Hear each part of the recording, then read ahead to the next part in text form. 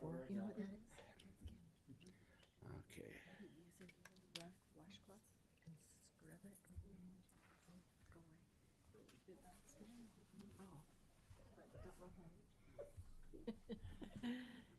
How was the gift gone over? Yes.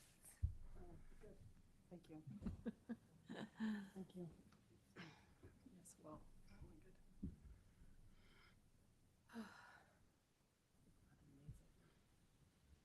You'll be glad when today's over. May is over. When May is over. When is school out? Next Friday. We got.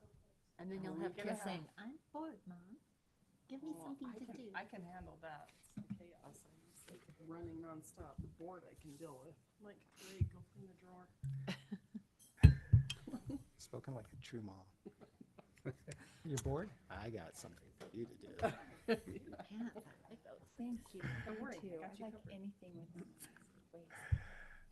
You know that, right? I do.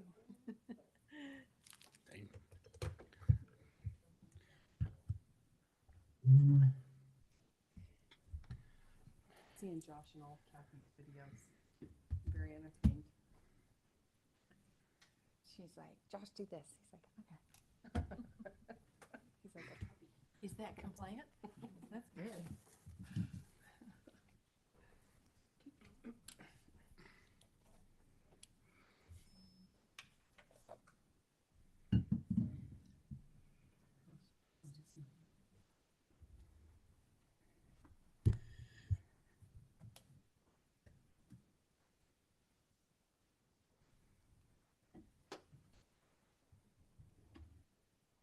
One minute to go.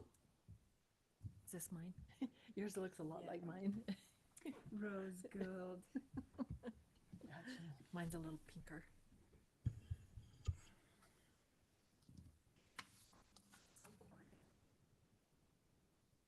It's a quiet crowd tonight. Pitchforks and Her hair on fire. their hair on fire, torches. Yeah.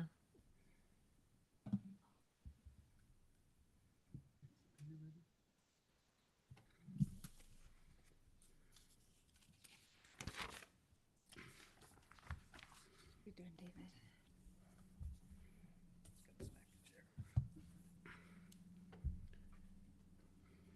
I didn't get a council report. Think about what we've done. Okay. Good evening. I'm Kathleen Alder. I'm the mayor of Providence, and welcome to our Providence City Council meeting for Wednesday, May 20th, 2026. We appreciate everyone that's here tonight. Thank you for being here. We have our city council all here tonight. We've got Scott Campbell, Brent Beth, Janelle Seeley, Carrie Kirk, and David Coons. I have asked Scott to to lead us in the Pledge of Allegiance. So if you would all please stand.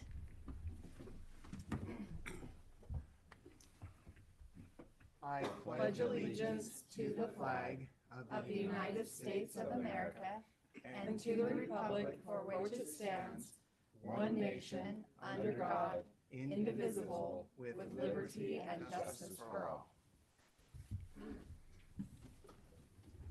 Thank you. I've asked David Coons if he would give us a prayer, unless there's someone that would like to do that in our audience. Ty was like taking his hat off. Gotcha.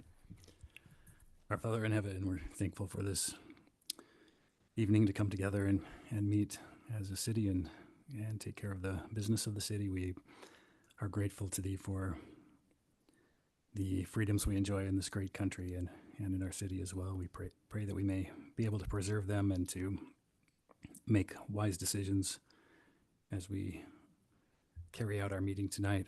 We pray that we can listen to to feedback given to us and take into consideration as we go through the agenda. We're grateful for our blessings again in this great country and say these things in the name of our Savior, Jesus Christ. Amen. Amen. Amen. Thank you. These people that are sitting up here on the stand are elected by our citizens, and they probably have the most effect. And I thought, when I thought about running for mayor, I thought that's the one thing that I can do that does have an effect immediately. So we appreciate their service and their willingness to come together to make decisions to make our city great. Let's go to the next item on the agenda. It's, we have wonderful staff members that have worked here and served the citizens for a number of years, and we like to recognize them tonight. And so you can see our awards all lined up. So I'd like to have you come up as I read your name and get your award. But you have to shake my hand. Okay, Ty? He has 5 years. Congratulations.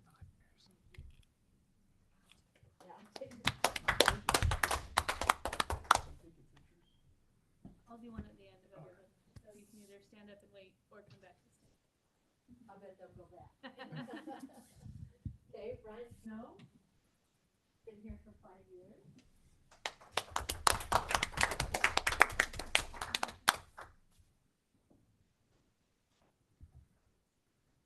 Jayler Gunnell. He's coming. Yeah, Okay. he's a little off on his days. Probably had to work late. Nobody told him it was Wednesday. Actually, Tuesday. He went home not feeling well. Who is? Shayla went home not feeling well. We'll give it to him. So, So I don't know, maybe we'll be here. Okay. Austin Reed.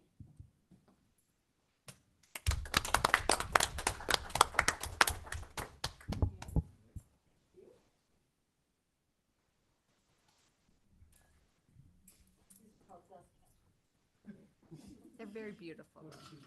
They are beautiful. Austin? Yeah. He lives, Lives. That's also true.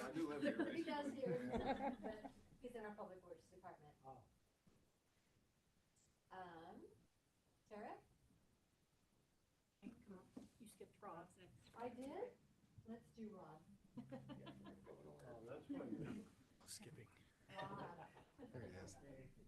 My thumb got in the way for Rob's.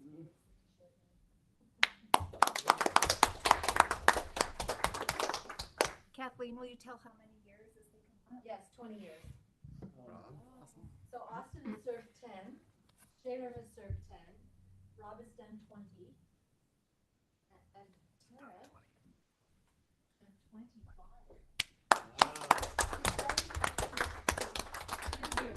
I wish that was the case. Hey, Shane has 30 years. Yeah.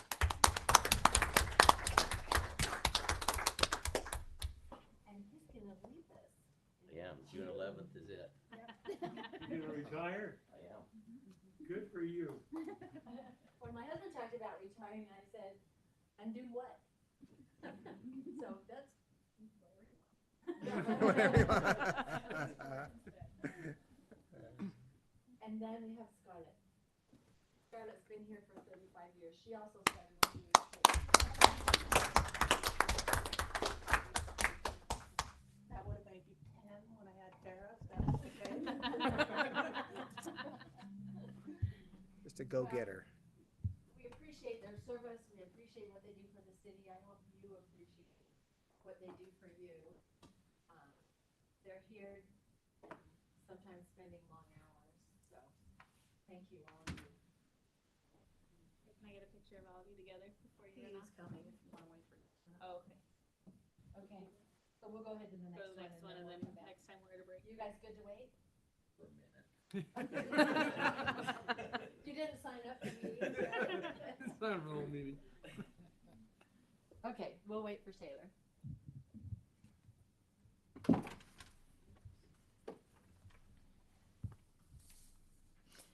Okay.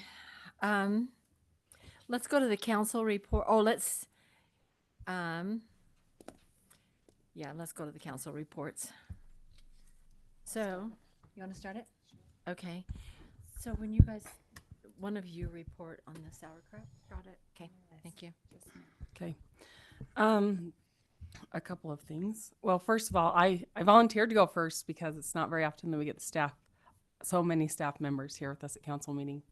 You guys do awesome work. I love seeing you guys around town. I try to wave at you, but I really appreciate all the things that you do. You guys do a great job taking care of our city, so thank you. The things I've been working on since the last meeting, I've gotten lots of emails and phone calls about the tithing house and rezone questions. I've walked a lot of safe routes paths with residents with the boundary line adjustments for the new school year. I've had a couple sauerkraut days meetings. I'm going to be helping with a fun run, but we'll take any and all volunteers. The 27th of June is when they're planning to start shredding the cabbage for the sauerkraut. So they'll need volunteers for that. And we have all kinds of plans in the works. So It'll go from 9 a.m. to 5 p.m., so there's plenty of room in there. on that Saturday, You can stay the whole time, or you can come and go as you need to. You said the 27th? 27th of June. Yeah, I can't remember how many BATC. pounds that Cutting Carrie, how many pounds did he say were cutting cabbage? I don't remember those kinds We've of switched details. from buckets to barrels to drums, so a lot. I don't know, a lot of cabbage. So Well, and it's just a fun tradition. Like it's part of the history of Providence. And Janelle and I are both going to be out of the country, so we're hoping other members of the council will Done it before. make a priority to go. And 9 to what? How late was it? 9 5. to To 5. 5. 5. I'm Down at hoping they do some Bridgerland? kind I'm gonna of break it in sign shifts. Bridgerland? It's at Bridgerland, yes. At the building that is on 10th Right West. down on 10th West, yeah, where it was before. And just the last thing I wanted to make a comment about was the Constitution and the Declaration of Independence. I've been reading it this week. And just, it's always such a good reminder of like the freedoms that we enjoy and that the power that we have as a government comes from the people that we govern. And they give us that trust to do good things and to be responsible with, their money and to be cognizant of the laws that we pass that maintain their ability to choose and their freedoms. So anyway, it's just always a good reminder to spend time doing that. That's all I got. Thank you. Just a reminder, if on PBS, Ken Burns did a special called The American Revolution. If you ever have an opportunity to watch that, it reminds us of what people went through. We watched it, and I was shocked at how long it took. We talk about the revolution and thinking that it was over in just a few weeks. It wasn't. It was years that people gave of their lives to give us the freedoms that we have. So, who wants to be next? I can go. Okay, Scott? Speaking of American Revolution, still working on the America 250. We're planning on some service projects where people can get together and donate service hours and do some good works. I was going to bring this up if no one else did, and I thought you would bring it up, that we went to the conference, some of us, in April. Yeah, it was after. It's been such a long, short month. So we went to the Utah League of Town and Cities. Cities Conference down in St. George. And for me, first time to go, that was a real eye-opener about different things. I got to talk to quite a few people. I talked to people from communities here in the valley, Millville and Nibley and Hiram and just leadership there. Had some good experiences visiting with them. but it was just an eye-opener of how many resources are out there to try to help cities be successful and operate within the legal parameters of where they should be operating. So it was a good experience down there. Also, I've been meeting with people, again, the tithing house. I had several people reach out to me regarding that. I've had several people reach out to me about another concern that they have. I won't bring up right now, but it's understandable. And so it's just been a lot of talking to people this month. And it's been a good experience, just educational for me. Thank you. Brent, kind of in the middle, you want to do it? Might as well, going down the line. Well, I too want to acknowledge our staff. You guys are great. And you know, I guess I'm kind of old because I remember when we were all kind of new hires here, all working together at the beginning, and then some of you have been 35 years, and I haven't aged. I don't understand that. And you know, what happened? You guys got old on this job. I'm sorry, but I haven't aged. Anyway, I'm proud of you. Thank you. Thank you for your service. You're a great group. Appreciate you. And even the new hires are a great group. I enjoy having them in the city as well.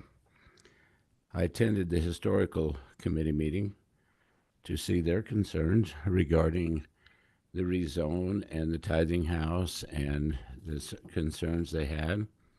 And there was a lot of expression concerning the historical part of the tithing house.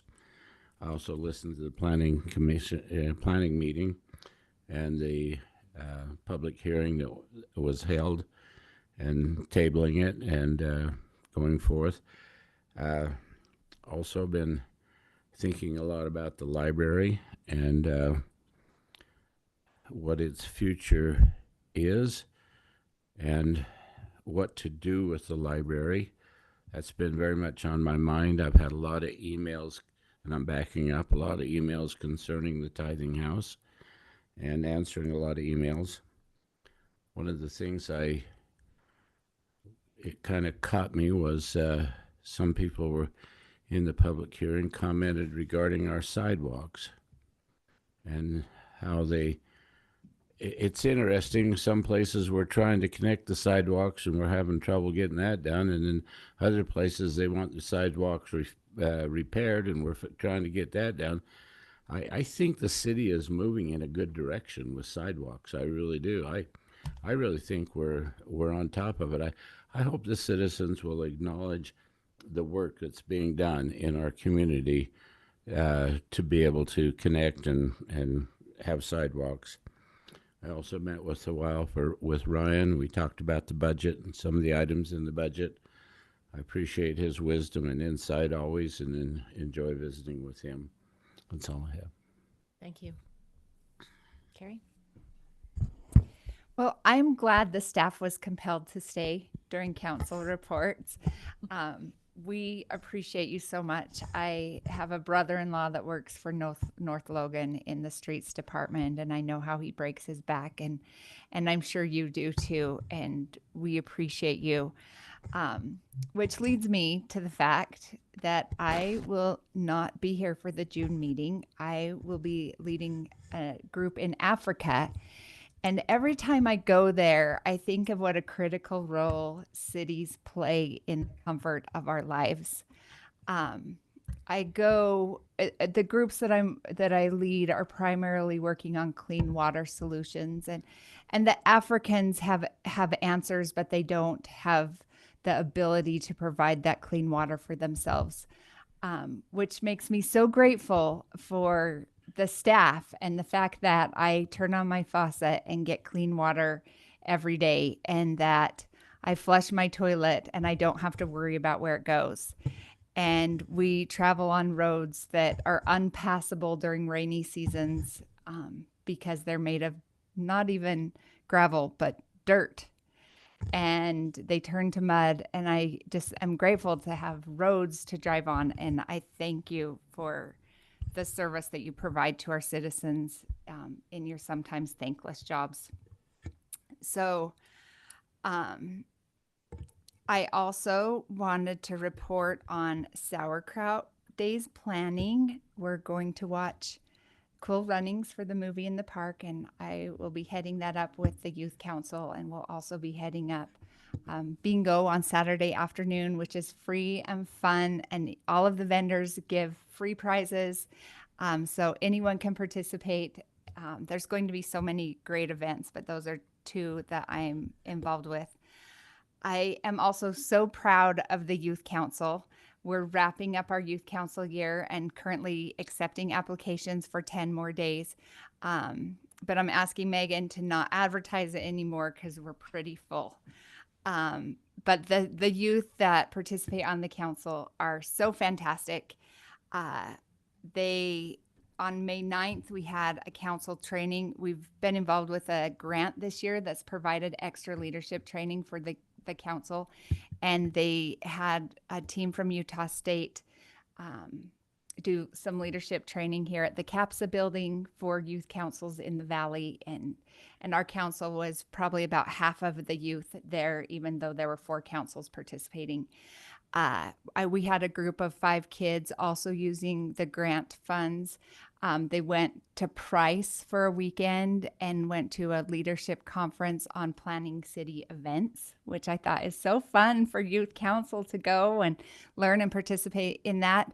And we also have spots for 8 youth this summer to go to a 3-day conference, and it's all paid for by the grant at Utah State, and they'll even get to stay in the dorms, and they'll eat on campus and just learn more leadership skills and how they can serve their communities. It's exciting and such a fun thing to be part of. Like everyone else said, we've been getting a lot of citizen feedback on zoning, on the library, on the rec center, and the citizens need to know that we're listening and that we are actively doing something. Like there's something going around that like we're not participating in the rec center, which isn't true. We are involved in the discussions and hope to be able to take opportunities to the voters. We also, Janelle's made the library her full-time job. So we are advocating for you and taking these things really seriously. That's it. Thank you. Last but not least, I hope. Never. Yeah.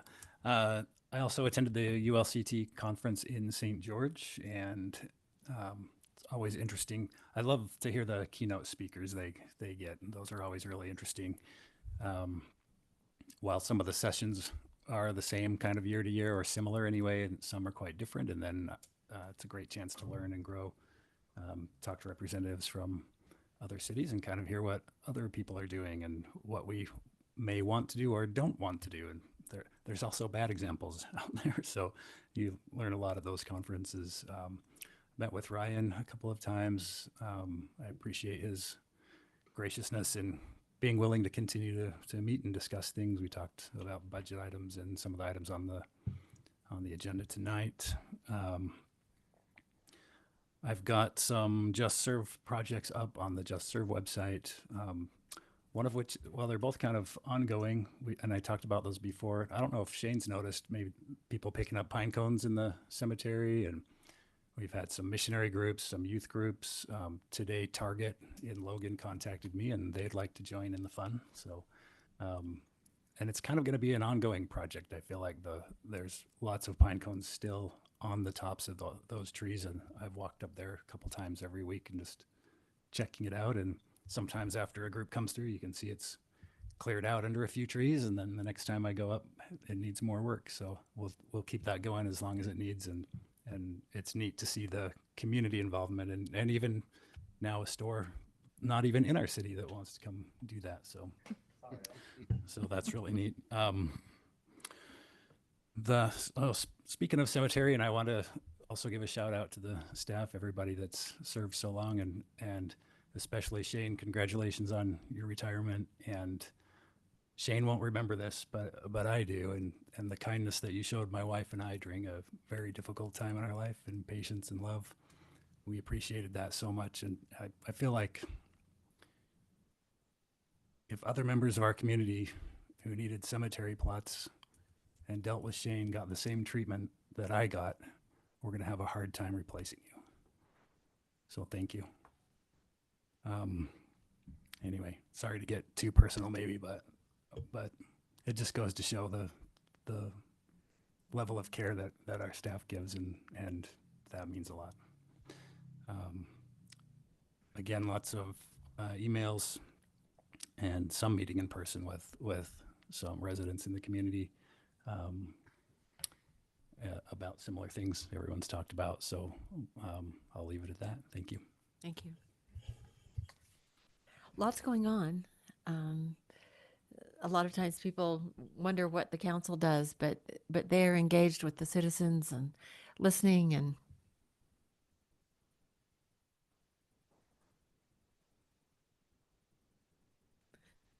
don't be wiping your eyes. Shaler, you're late. Thank you. It gave us a chance to thank the staff.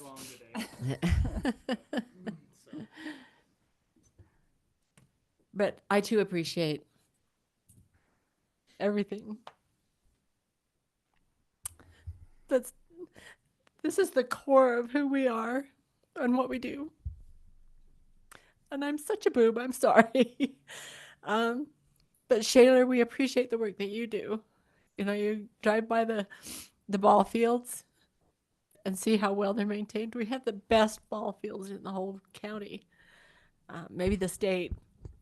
We're known for our baseball, and Shaler, you're the one that heads that up and pushes that and makes sure that nobody drives on them.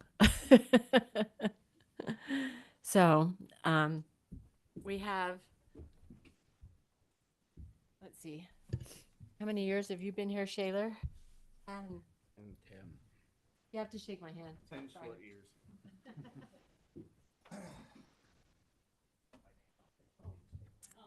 Oh, there we go. Thank you. So Shaler 10. Thank you.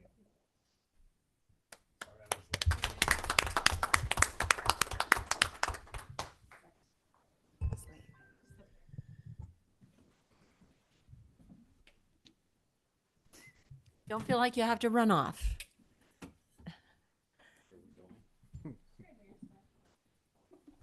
I better go up there. Cover me.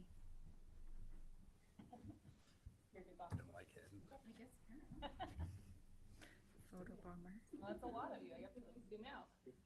Get you all in. Perfect. 1, 2, 3. Rob, focus.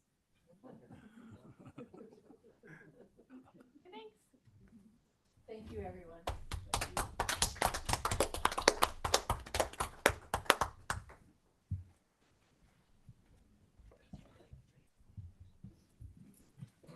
And you don't have to stay after that, staff.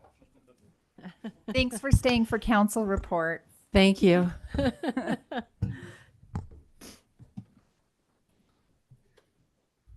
Okay, next item on the agenda is the approval of the minutes of April 15th, 2026. So I'll consider a motion. I'll make a motion that we approve the minutes of April 15th, 2026. Okay, so we have a motion to approve I will second. and a second. Any discussion? All in favor? Aye. Any opposed? Motion carries. Okay. I did have one other thing. Tomorrow, Connect, which is our bus service, is having a public gathering because they're looking for input from us and the public about what we might want to see them do. And so it's tomorrow morning from 9 a.m. to 10. And so I'll hand this out. If you can come, please do.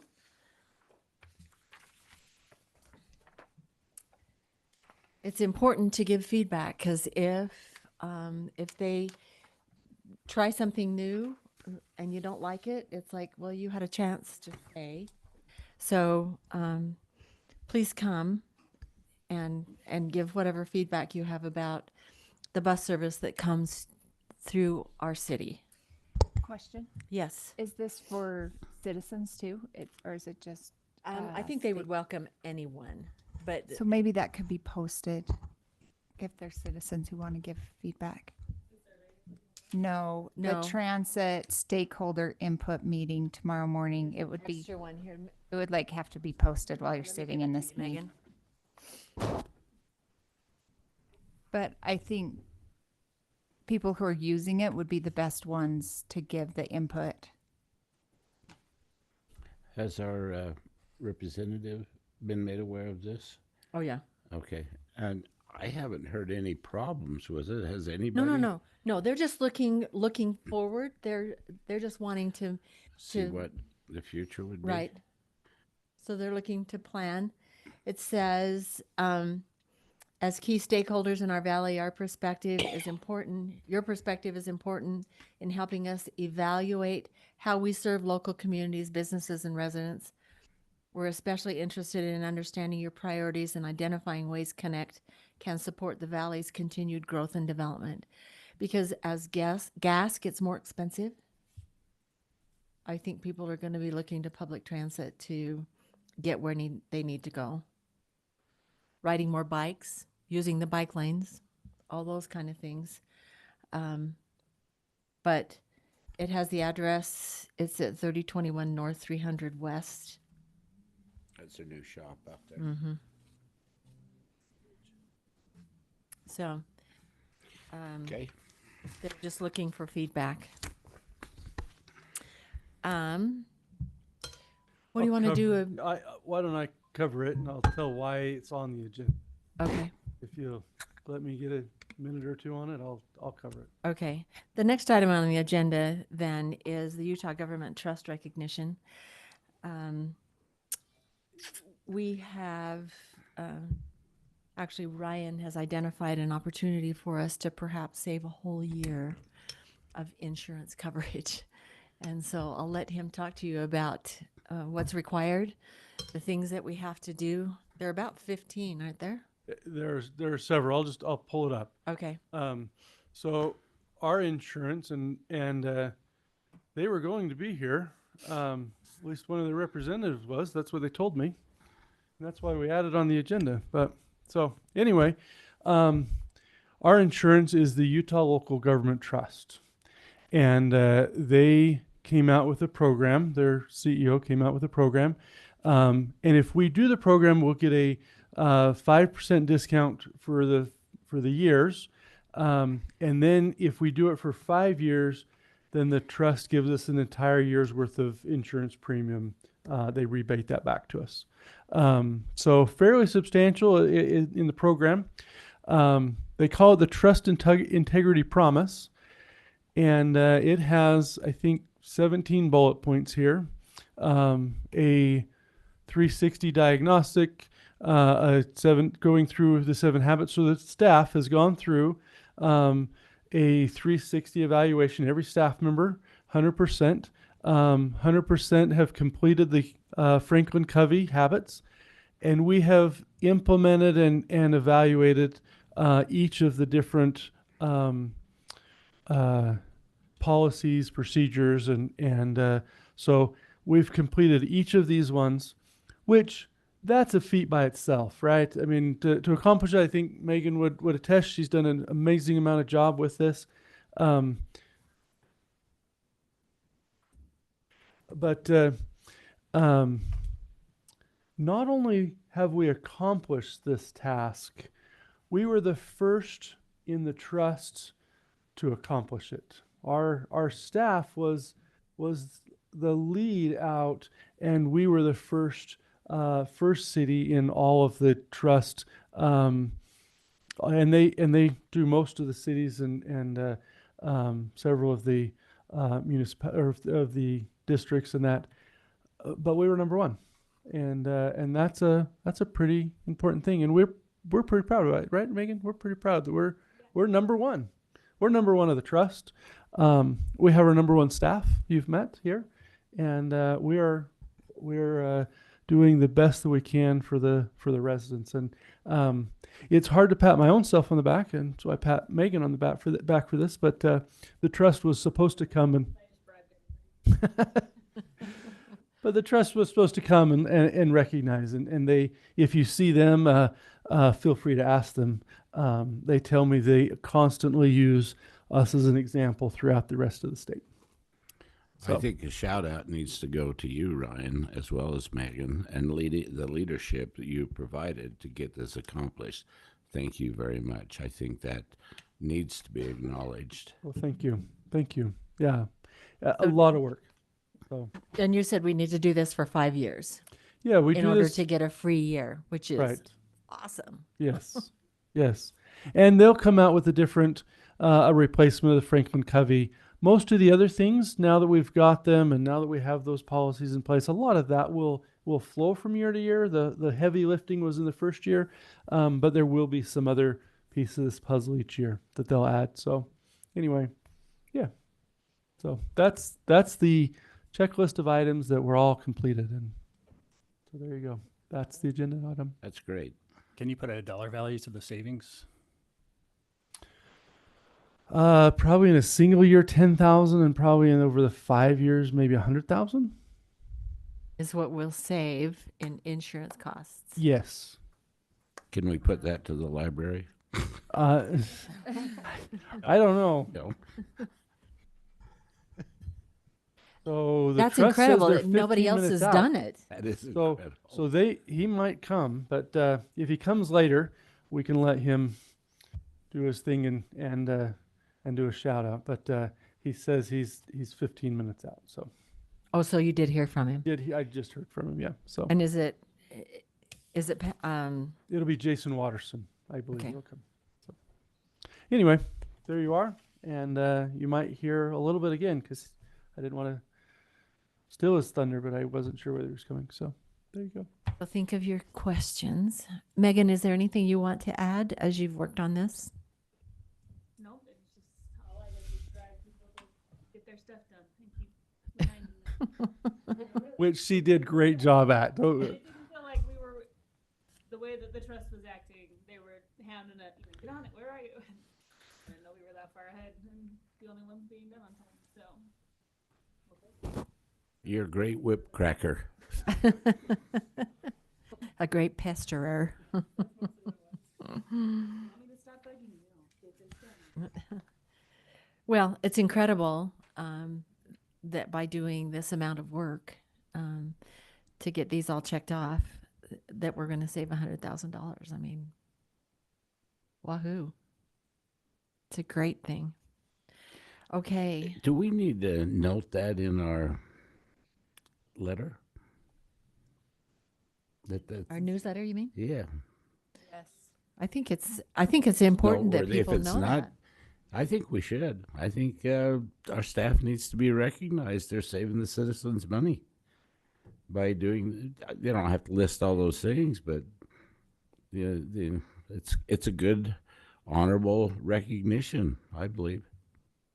I do too. We're the only city that has done it in the whole state of Other Utah. cities have done it. We were just number one. We got it done first. Oh, So others have, but we are number one because we got it done. but we first. led the way. We led course the we're way. number one. We're the example. So can we do that? Can we Yep. put a story in? Okay.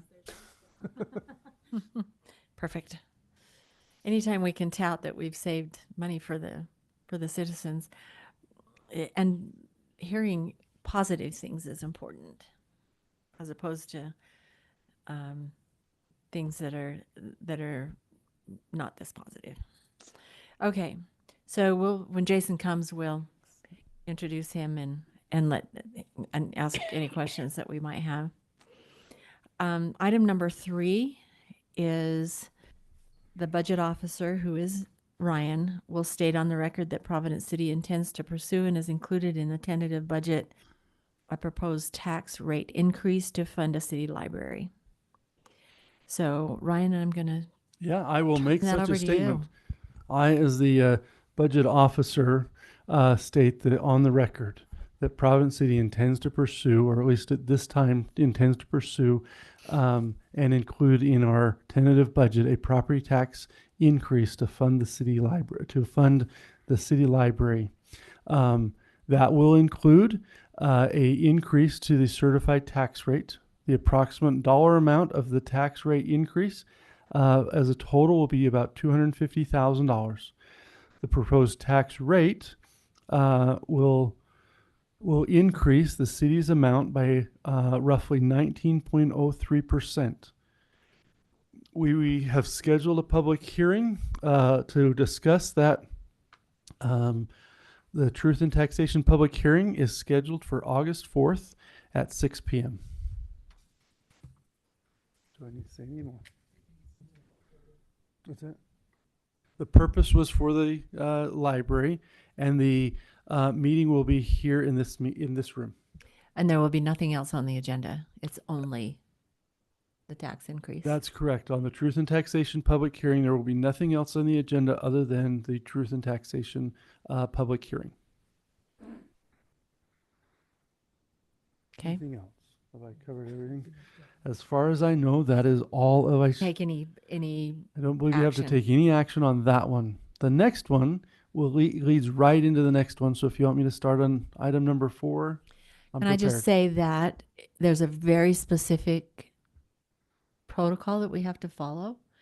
And last year there were a bunch of entities across the state who were not able to do get their tax increase because there was one little thing that got left out. So that's why we're being so careful about that we have done everything exactly right. So thank you, Ryan, for being so precise.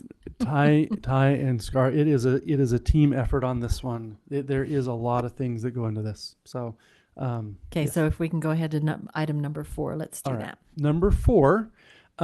So at this point, I will present the property tax impact schedule. This is how the numbers were calculated. So I've gone through and calculated how the rate to get to that 9.03%. I took the taxable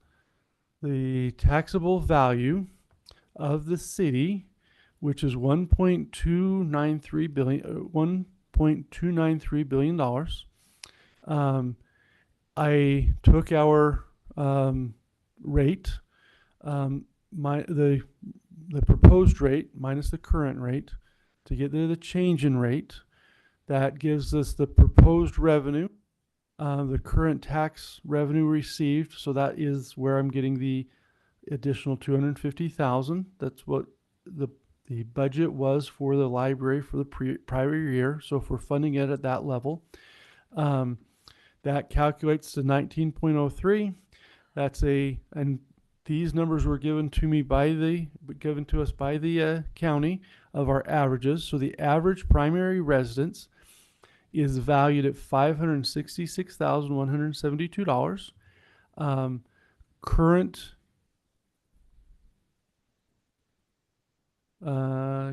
tax. That one's not right on the current tax somewhere.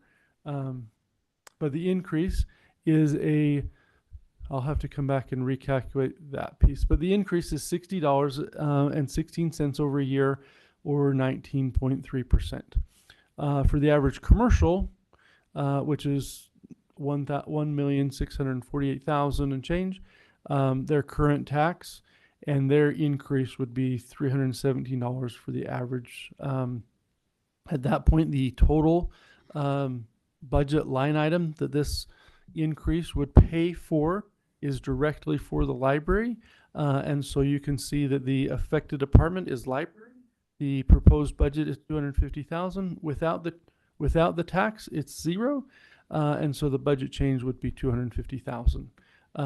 So that is the impact schedule. So that's how it's calculated. But it's a 19.03% increase to get to $250,000. So that's how we get there.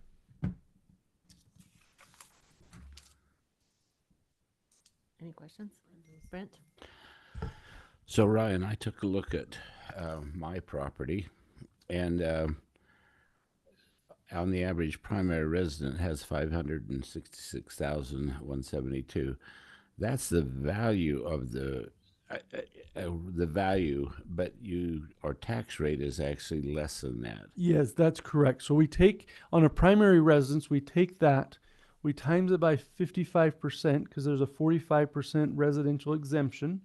So we take that times times 55%, and then we times it by the rate. By the rate. So, yeah. So we actually are not paying it on our value. We're paying it on that On a discount, right? our discount Right. rate on a residence. Right. Commercial doesn't Commercial get that doesn't discount. have that luxury. Right.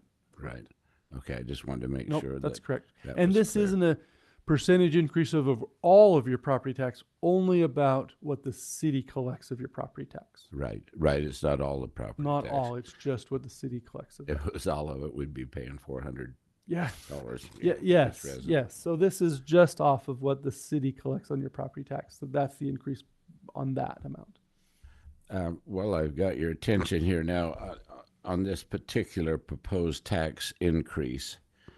Is there any return to the city for the $250,000 we're investing in the library? Is there any, from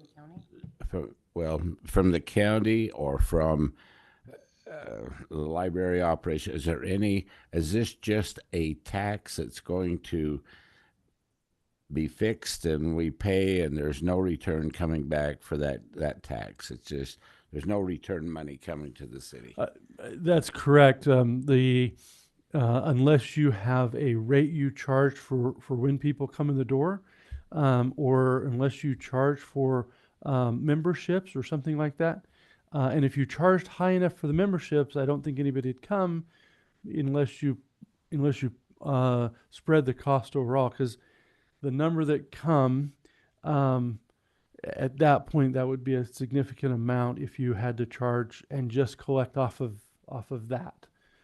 So this is taking a burden of the library that the county is trying to pass to us. I want to say that accurately. So Janelle, correct me if my words in this differ. But at that point, yes, that is just the O&M. That's just the operation and maintenance of the library. So that's the staff and the collection. And then residents that come wouldn't pay for service. So there Okay. wouldn't be another revenue source. This would be the revenue source. And that's the way it should be for a library, so that everybody, regardless of your income status, can use the library and feel free to access the library. That's a good move. At that point, if we do charge others to use it and they come, we could put that either into budget or hold that in reserve if there is a future need.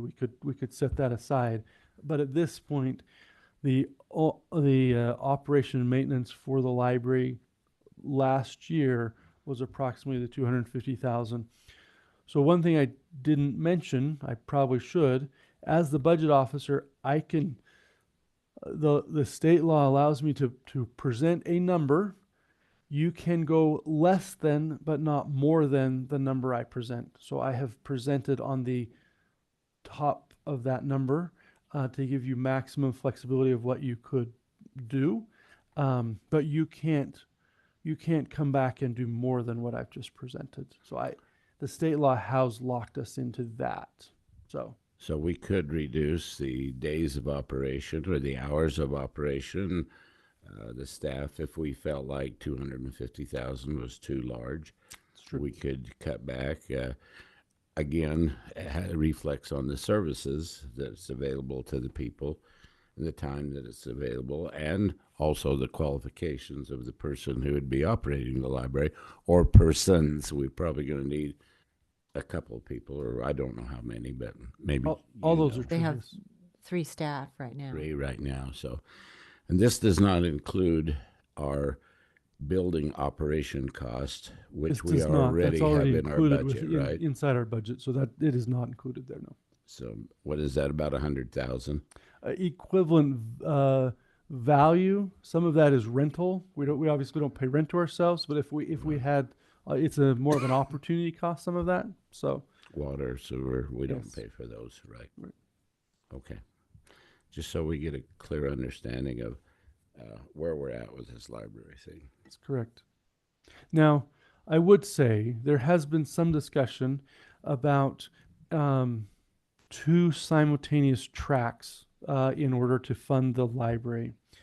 One is the truth in taxation. So just to kind of give an idea of what we've talked about here is if we head down the truth in taxation route, next step will be to do a interim budget in June, and then the public hearing, the truth in taxation hearing in August. And then you would approve that, and that would become effective, and the bills would go out in October and be due in November. So that would be effective for starting, we could collect in July 1st. So at that point, that would be that track. You've also discussed the possibility of having a vote. We're looking into that, and there is avenues we believe to do that. Not a binding, but a vote that would give information to the public, information from the public. To do that, the vote would be on the November ballot, and then we would know. And if we're going to follow that course of action, it would make most sense to not do truth in taxation now, but to have the vote in November, follow that the following year, and if the public votes for, then we go to truth in taxation next year to do the same process. Or if the public votes no, then the library basically drops. You can't have both this year. You can't do truth in taxation because it will end prior to a vote. So if you want to vote, then we terminate the truth in taxation avenue now, and we go lock into the vote. If we want to do truth in taxation, then there's no reason to necessarily have the vote, because the timing won't work to have a vote and then do truth in taxation in this year. So anyway, that kind of should be maybe a thought or consideration, which up to this point, we've gone on concurrent tracks, but at this point, hopefully tonight, if you want to, or June, it makes it more difficult. But the longer you wait, the more complicated Ty and I's job is to keep having two tracks. So anyway. Mayor, do you want to interrupt this discussion and let Utah Trust take care of their business? Yeah, we can do that. Jason, thanks for coming. There's a saying, a day late and a dollar short.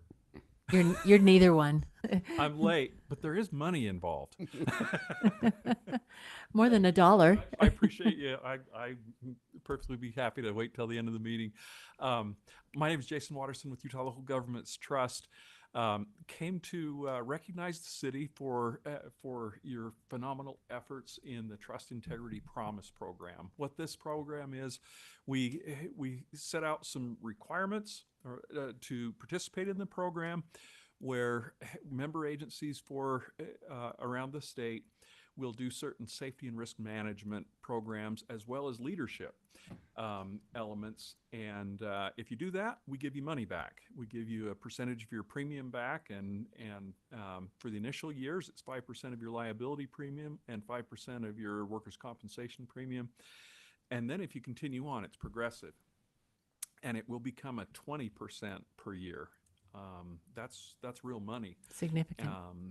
Because we know that putting these programs in place will prevent losses, prevent lawsuits, keep your employees safe, and all of those things. And we really wanted to recognize Providence City tonight because you guys are the first to complete this. Yay. It tied with another agency, but number one. No, we were first.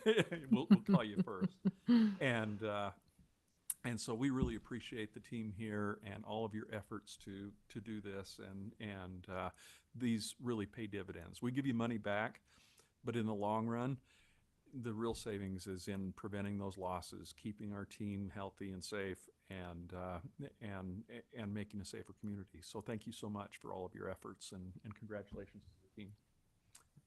Thank you. Thank you. We've got a list up on the board, and we talked about this earlier in the meeting, and I just asked the council if they had questions that they might want to ask of you. I'm not smart enough, so I don't. Don't the dummy, give it to me. I love the list. I think it's really worthwhile to do just as personal development. I think that it's great and worth their time. I appreciate Absolutely. that. Absolutely. Thank you so much. Appreciate you. How many cities are working on this Um, or received it? I would say, let's see, the exact number, I'm not quite there, but probably 50. Oh. This is of about 650 agencies that the trust insures in the state. So this is really, you were really among the best in the state. So thank you so much. We think so, but it's nice to have somebody come and say that publicly. So thank you. Thank you. This is the guy that serves us chicken at the at the picnic. So thank you so much for all you do for us and for the cities in the state. So thank you. Let's go back to our discussion on the schedule for the library. The thing that makes this incredibly hard is the county wants to turn this over to us, and they are on a different fiscal year. They're on a calendar year. We're on a fiscal year. So we're kind of in between, and there are some things that we need to do in order to make this happen. And it's just kind of awkward for us to have our truth in taxation, and if we want to put it on the ballot, then that makes it difficult as well. So do we get the cart before the horse, or how are we going to do that? So there's some decisions that we as a council need to make this happen. Want to discuss that now on number 8? I think let's hear the survey stuff, and then we can discuss it then. But Okay. that's what we're facing. Brent, do you have a comment? I'll wait till we have the survey. Okay. That's fine. Okay. Ryan, are you okay with that? Maybe. If you want to make act, Well, I'll do how's whatever you that want. for a definite answer? just keep in mind, if you want to make a motion or action, you will want to do it under a resolution rather than a study item. So because the Okay. library is kind of under that we may want to take the library up before we finish number 6 in order to discuss it, so that we can make action in number 6, because action wouldn't be in the study items. I think it's still a study item, right? Oh, you did. You moved it up. Oh, all right. Never mind. It was originally This under. is just a presentation, and the Oh, I think it resolution has is- been moved up. Ty tells me he moved it up. Originally, it was under the study item, so I was like, oh wait, but he has moved it to other business, so you could take action on that okay. one. So Yep. under the Thanks. resolution, under item number 6, So we could do that under 8. or excuse me. So we're doing it under item number 8? Yeah. Correct. Yeah. Okay. Sorry, I was under a previous version of the agenda in my mind. So Okay. Ty's So got me covered. He takes care of it. It's good. So. Good thing we've got all these people that help us out. Okay, so we will close on item number 4 and go to the public hearing on item number 5, fiscal year 2027 tentative budget public hearing. So Ryan, do you want to say anything about this? I do. I'd like to go through the budget and then have you open it up for any comments. As I do, I like to make sure that people are aware. This is the first public hearing, not the only public hearing. We will have a public hearing when we get to the interim or final, the June meeting. We will have another public hearing. So this is not the only chance for the public to express. Lots of times the tentative is proposed as the starting point of that public discussion, and we will have it open for 30 days. So this is This is comment period and open for 30 days. And then at that point, any comments or changes, I'll receive those even after today. And then after that point, I'll incorporate those when I come back in June to present the final budget. So this really is a introductory kind of budget. We will, at the end of this, with the next item, we will ask that you approve a tentative budget so that we move forward in the procedural steps. But just to kind of go through what our budget looks like. So I'm going to start with my spreadsheet because I like them and I can. So if you know me, I like spreadsheets. So I've given you the floor. you have said What was I thinking? hey, you knew a spreadsheet was going to come up tonight. If anything, when you came tonight, you all should have known it was a spreadsheet was going to be involved. All right, so the method that budget is created by is under the idea of continuing operation of current service level. So we want to continue to provide current service level, and we want to achieve the general plan through the various master plan capital improvement lists. So what I have here, just to kind of show, and a summary of this is in the budget document, but I give this as a little deeper dive into it to show. We take the capital improvement of each of our different funds, and we show that out for 5 years, individual year for 5 years, and then a 5 to 10 projection. So this is the summary, and you'll find this summary in the budget document. And then we have individual capital improvement plans for the park capital improvement. So it shows what we're going to work on and what we expect those to cost. And it's divided up by each park. We've added the Grandview Park this year and expected the 5-year outlook of what that funding might look like. We've included the bike route, the proposed bike route. So we have the Edge Hill that is being created under this budget as a dirt trail. We look to pave it into the coming year. We have our transportation capital improvement plan and what we're working on there. We have our fleet capital improvement plan and where we're looking to replace our fleet and how often and the steps that we're doing to there. The water improvement plan, the capital improvement plan, the sewer capital improvement plan, the stormwater, secondary water. We don't really run much, but at some point we expect to need a master plan to proceed with that.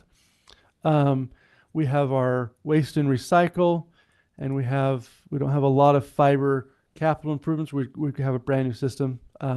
So anyway, those all come down and summarize back into this spreadsheet. And this spreadsheet is inside the budget document, but just to show you how those feed into this.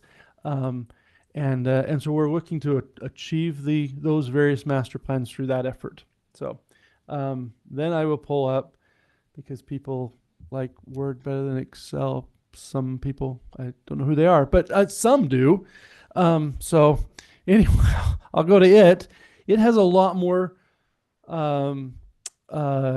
narrative to it and more graphs and charts. And so I highlight it. I draft a letter to talk about the various items that are coming about, the trends on property tax, the parks and recreation, our water systems, kind of go over that. I include a history of the city and some of the things of how we got to where we are. I include the strategic goals. You see the key initiatives and that here, and I include that because that guides both the general plan and the budget. We want to work to achieve the budget through those avenues. It has links to all the plans, all the master plans that are the source documents to build this. Then we come to the heart. We have the budget. We talk about the charges for services and where the revenue comes. And you'll see on here, I've included specifically in red the property tax proposal, the income from it, and the expense for the library. You'll see that hopefully it's very transparent in red so that you know this is what the Truth in Taxation is about and why we're doing it. Then we go through the capital projects fund, water fund, the income and expenses projected there. And you'll see that each one are either balanced or have a small surplus to them as we go through here. And so anyway, okay, come on. Accomplishments, I go through the accomplishments of the last year and the last 5 years to kind of give an idea of what we've accomplished and what we've achieved over those periods of time. Notably, we've had a skate park, a fiber network, a sewer and water upgrades. We've done a lot of improvements over the last 5 years. Compensation schedule, this shows the number of what the wages were for the key individuals, key staff, and the mayor and council, and what we're proposing to increase. We show the number of years of service, that the experience levels that are there, show the amount of increases that are projected. Our salary range, this is the 2024 salary range. We'll intend to update that generally every 2 to 3 years. So we have projecting a cost of living of 2.5 and a merit of 2.5 as we go forward.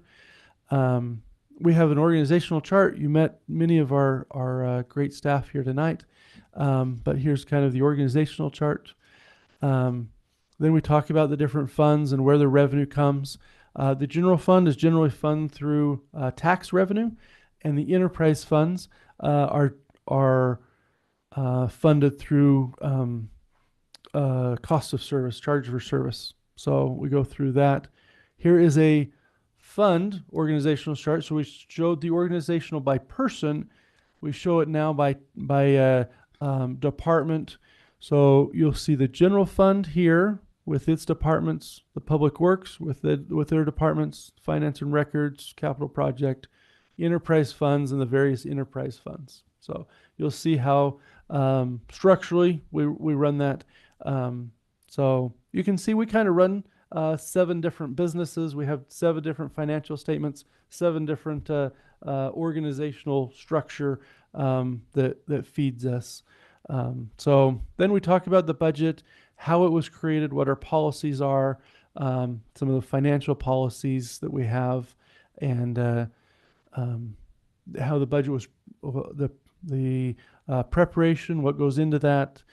We talk about the dates and times, or the dates of different pieces of the puzzle that we do to put this together. Talk about the fund balance and how we grow our fund, and what each fund is growing and how it's growing, and we need those reserve funds in order to fund the capital part of the budget. We talk about each of the different funds, major and minor.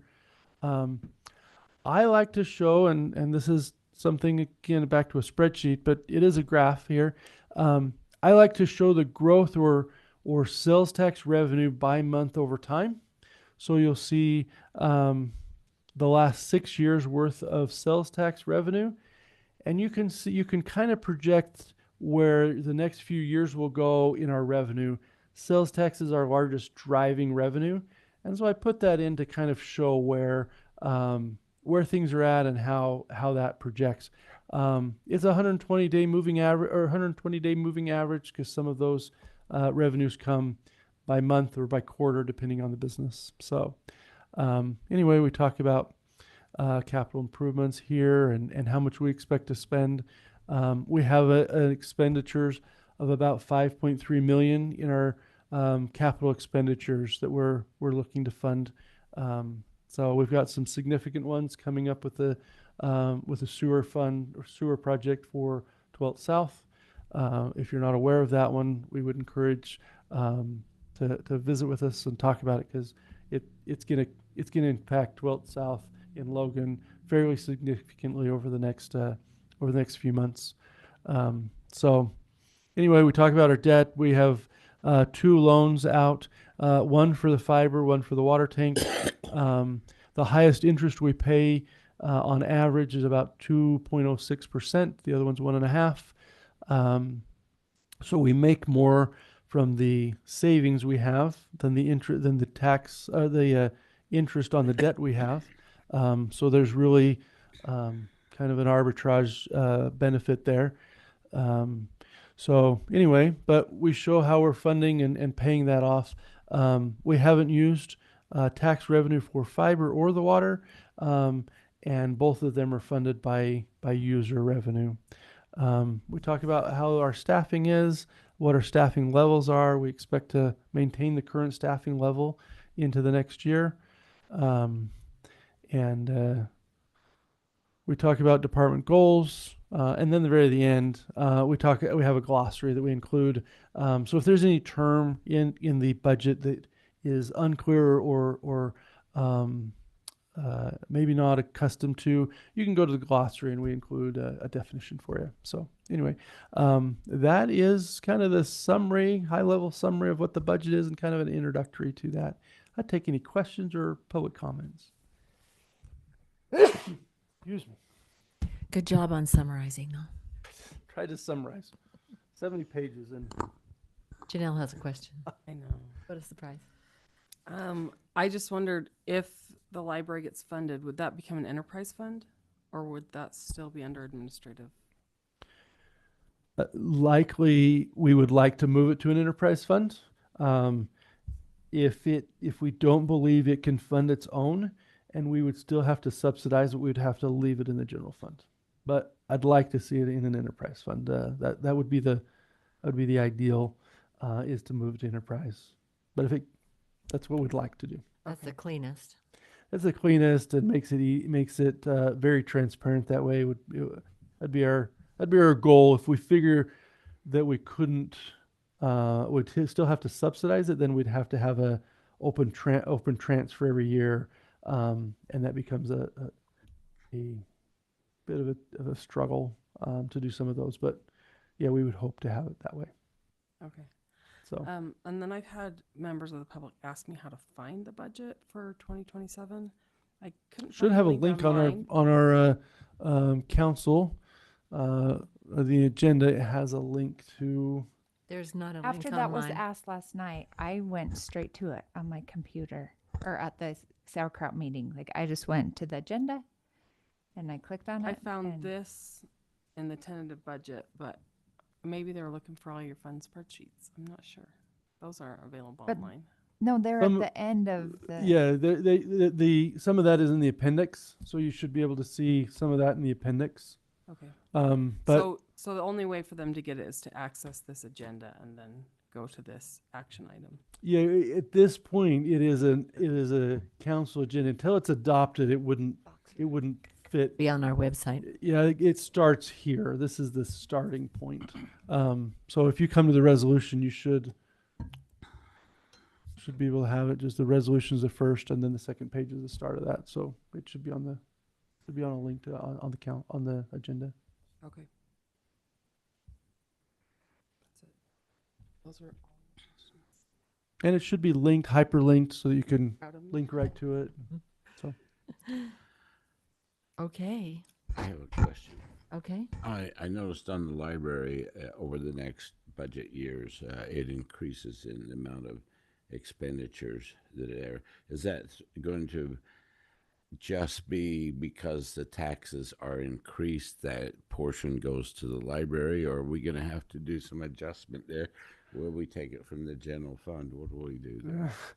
So generally, we have experienced for the last number of years a growth in property tax, which we call new growth, and we would take the 250,000 as a percentage of the budget, and then any new growth that comes through the budgeting process, we would put into the library fund, and so it would see an increase in budget based on a percentage of the of the property tax whole. So it would become, let's say it becomes 19% of the property tax. So we would take 19%.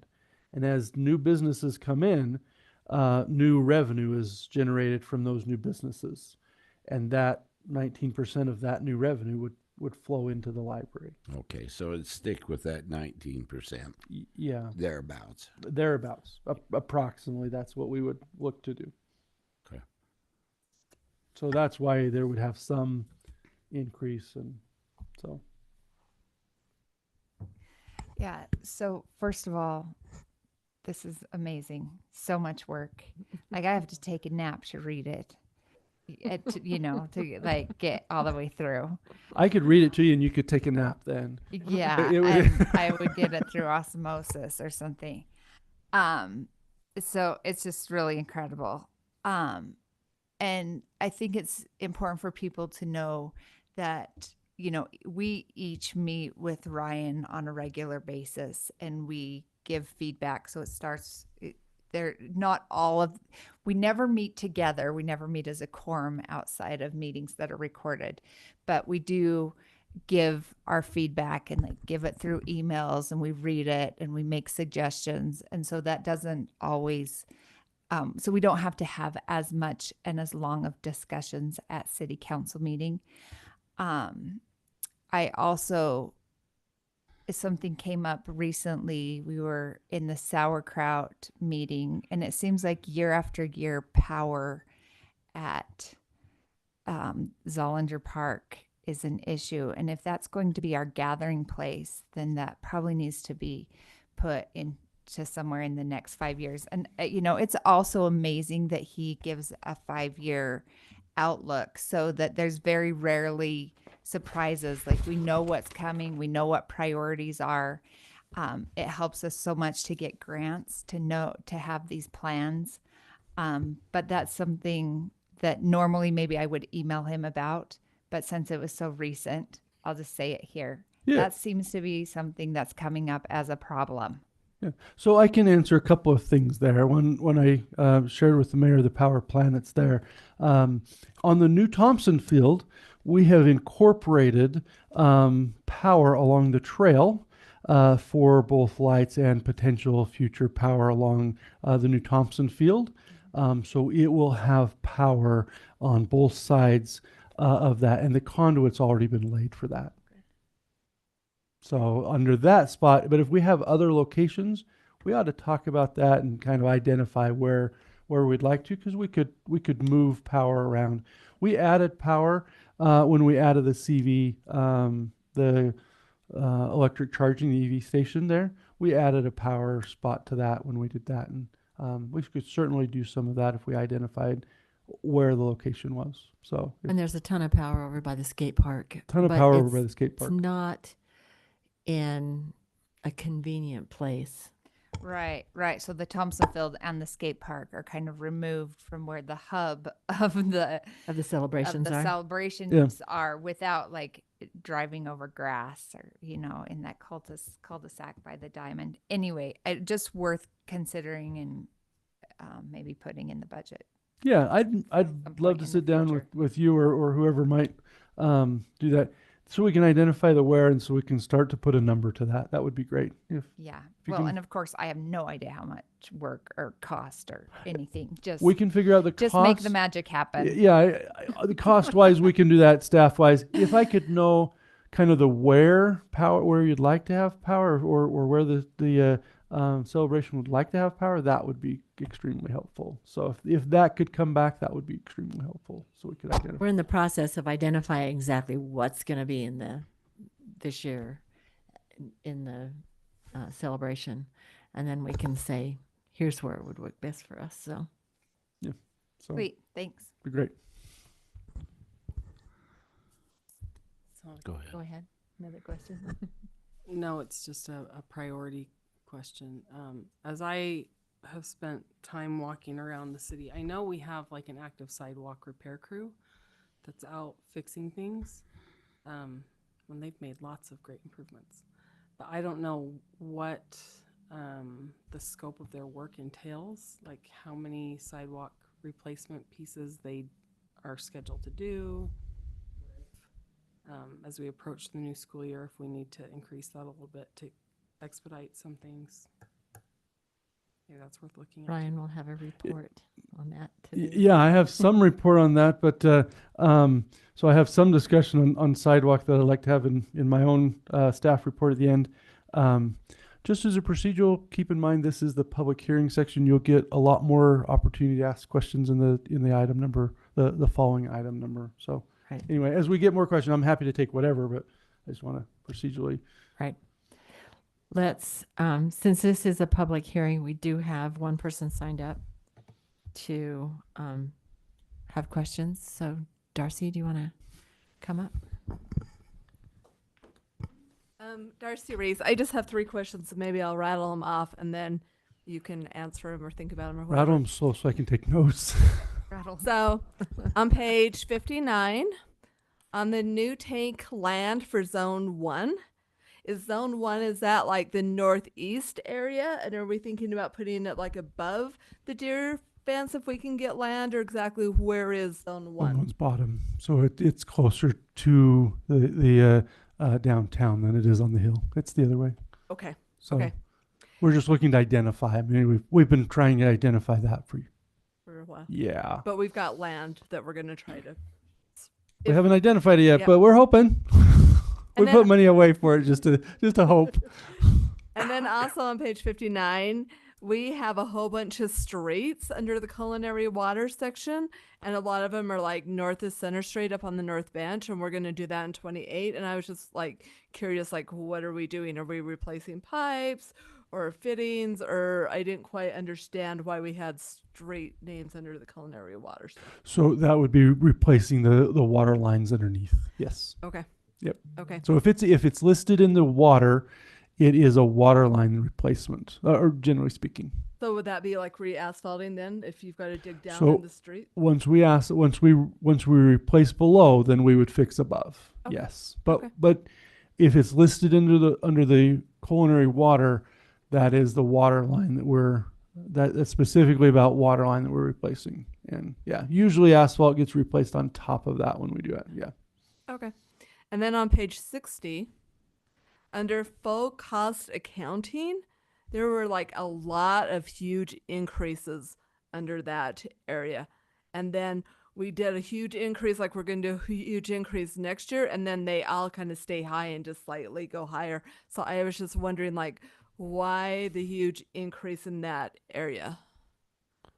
On numbers. Page 60. On page 60, under full cost accounting. I don't see that. Right here, on number 5. Number 5. Oh. Okay. All right. That's a very good point. So this report is solely about fiber. So prior year and future year. So a lot of this is prior year. We had the number of users, and the number of users grows, and that revenue has grown significantly. So network operation cost is tied to the number of users and that cost, so it follows that. The depreciation has jumped because we have started the full implementation in this year. We started the full implementation of the fiber network. It was fully completed. So that depreciation kicks in. So you'll see that the supplies and maintenance kind of goes up. Utilities, we have more utilities as we get that fiber online. So prior year, so this is current year that we're in. That's the expected current year. And so you'll see that the net from current year continues to progress. That's the net revenue from fiber. That's our fiber amount. And it's a fiber budget specifically. The state came in, required us to have a report and report these items specifically for fiber. If we have a fiber network, we have to have this particular report. We also have a department report, and we report it as a fund, but this is about fiber. So the difference between last year and this year is the growth in revenue from our number of services and households, and then it continues to grow from there. Okay, I'm so confused. So like under office supplies and expenses, Yes, so how did we go from 4,000 to 8,000. yeah, I mean what, and then also like the next one down, there's like a huge jump from like Utilities. 2,000, yeah, to 12,000. I mean what? I don't understand what that is. Sure. So you want to know what the in a $1 million budget, you want to know the $4,000 increase in utility in office supplies. That's okay. That's cool. So in the in some of the utility one, we last year we didn't include some of the proportional cost of mailing because it was new and because it had some of that. Didn't have enough. It had revenue, but we wanted to build and make sure it was fully built out before we burdened it with some of the other costs. So some of the difference becomes the billing. So we've proportionally allocated the billing costs. So that will be the office supplies and expense. That's the billing costs of sending out the fiber bills. We had that under water and sewer and those, and now that it's fully built out and ready, we have this year we've added that burden onto the fiber. So as that has happened, we've moved some of that burden.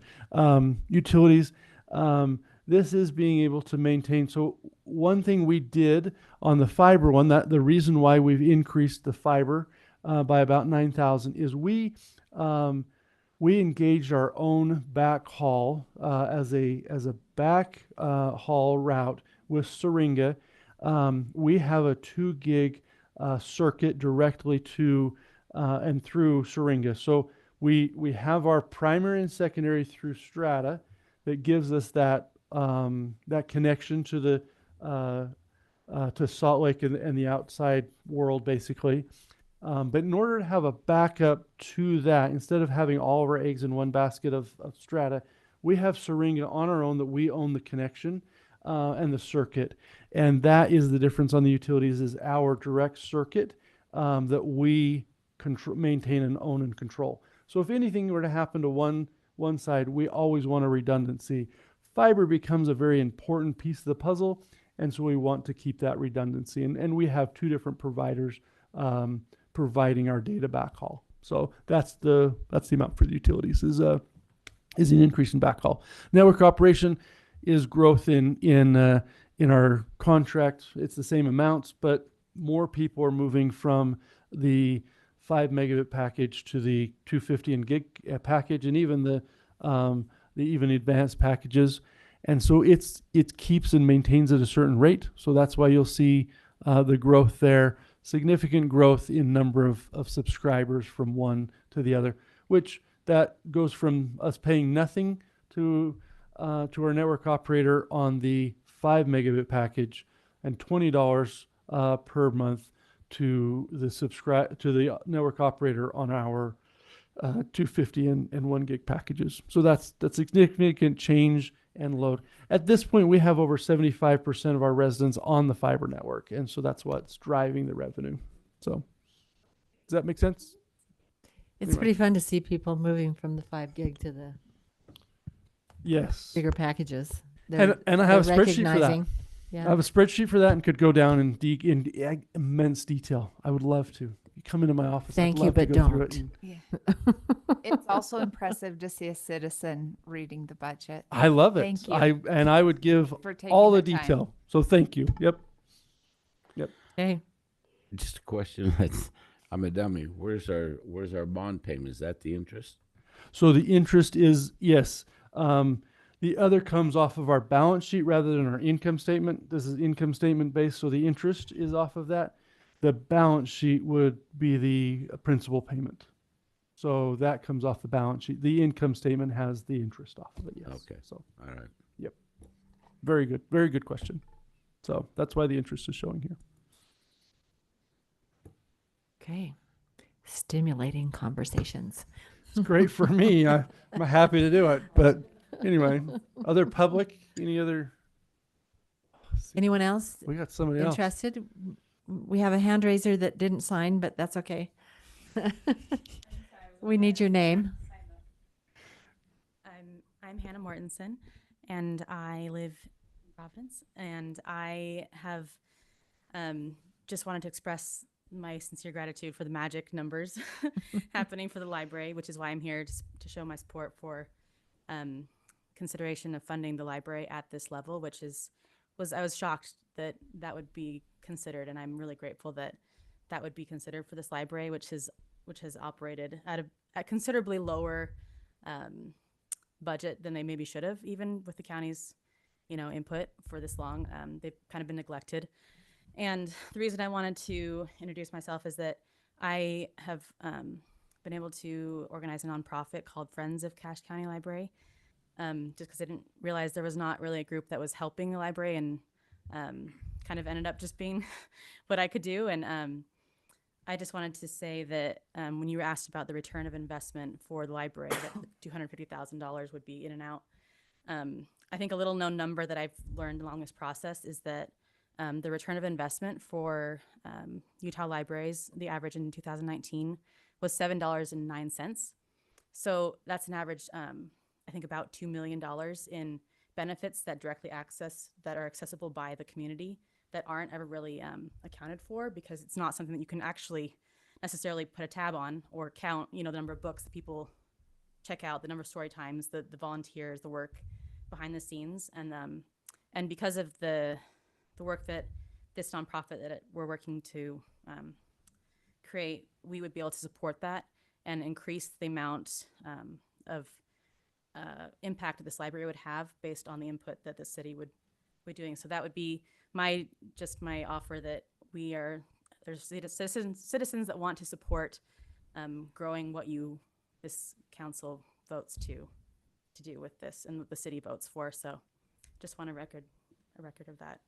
So Hannah's been very involved in trying to put together some funding, some help. We appreciate her enthusiasm and her willingness to help. And we still have some steps that we have to go through before this happens, but we appreciate your support. Thank you. So are we going to take the vote here, or are we going to do it down close on the 8? public hearing at this one, Okay. and then move to the next agenda Okay, item to so talk anymore. We're going to close the public hearing on this unless there's someone else. Like Ryan said, there'll be another opportunity.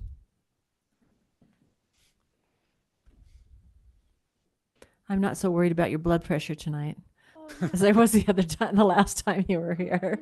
When I was walking up the stairs, I was like, man, I should have worn shorts. It's always so warm up here. But I guess you guys pre-cooled it. I'm Caroline Mayo, and I remember in one of the previous meetings there was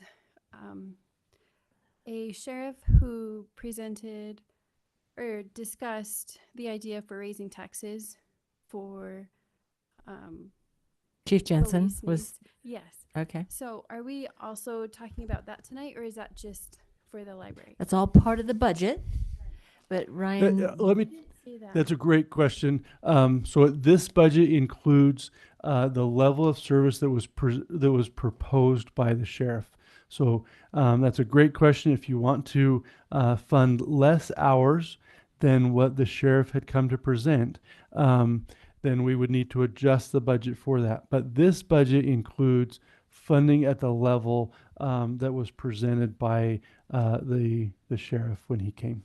So yes, it does include that level of service. Okay. where would she find that on the budget if she were looking? I think that's probably your question, right? Yeah, part of it, yes. Okay. So just so I'm on the same page, we are increasing taxes for the library and for the police needs. Just So- the library. So the property tax increase would be solely about the library. Because of our increase in sales tax, the sales tax increases that are based on point of sale and population fund enough to cover the increases in the sheriff's budget. Okay. So that is coming from a increases in the sales tax revenue amounts. Okay, awesome. yep. I'm just mulling around the rec center that has been talked about, and then the library needs, and then also the sheriff needs too. So that seemed like, everything was creeping in with property taxes. So I'm really glad to know that it's with the sales tax. Okay, that was my question. Yes. Thank you. I do not have in the budget, that's a great question, but I do not have in the budget a amount dedicated to the rec. So that would likely be, because it's a new level of service rather than a current level of service, I do not have that in the budget to fund that. The police is a current level of service and just a maintaining of that basically current level of service. So I have incorporated that in the budget, but no money for rec, like a rec center. No money for that is currently included in the budget. So if you want to do that, that's a different item. So great. Bring it up. Thank you. That's great. We'd have to go through the same process that we're going through for the library. So thanks for your questions. Again, we appreciate it when our citizens come and they've actually been able to take advantage of all the work that's been done. Yeah. I on the don't know budget. that the appendix is included, the sheriff's, but I do have it included of where that projected would go. And so I do have that flows in, but it summarizes into those numbers. And so getting to that detail does become summarized when we get to a simple 75-page report. But in a 200-page report, I could get there. We're good with the 75-page. So, but anyway, it is counted. I can show it. Anybody that's concerned about it, I'd be happy to dig into the number. Okay, so we'll close the public hearing and go to item number 6, resolution 03-2026 fiscal year 2027 tentative budgets. We'll consider for adoption a resolution approving the fiscal year 2027 tentative budgets for all funds, interim budgets to be approved in June. So I will entertain a motion to approve for a resolution for the fiscal year 2020 tentative budget. I'll make a motion that we approve the fiscal year 2027 budget for all funds. Okay, Second. we have a motion and a second. Further discussion? Brent. So is this the point where we talk about whether we're going to have a truth in taxation in August, or if we're going to put a vote out to the public? Now, we understand that the public, those who responded to the survey, have been in favor of financing the library, but it is a cross-section of our community. Myself, I personally feel where this is totally a tax funded. I'm not opposed to funding it. Please understand that.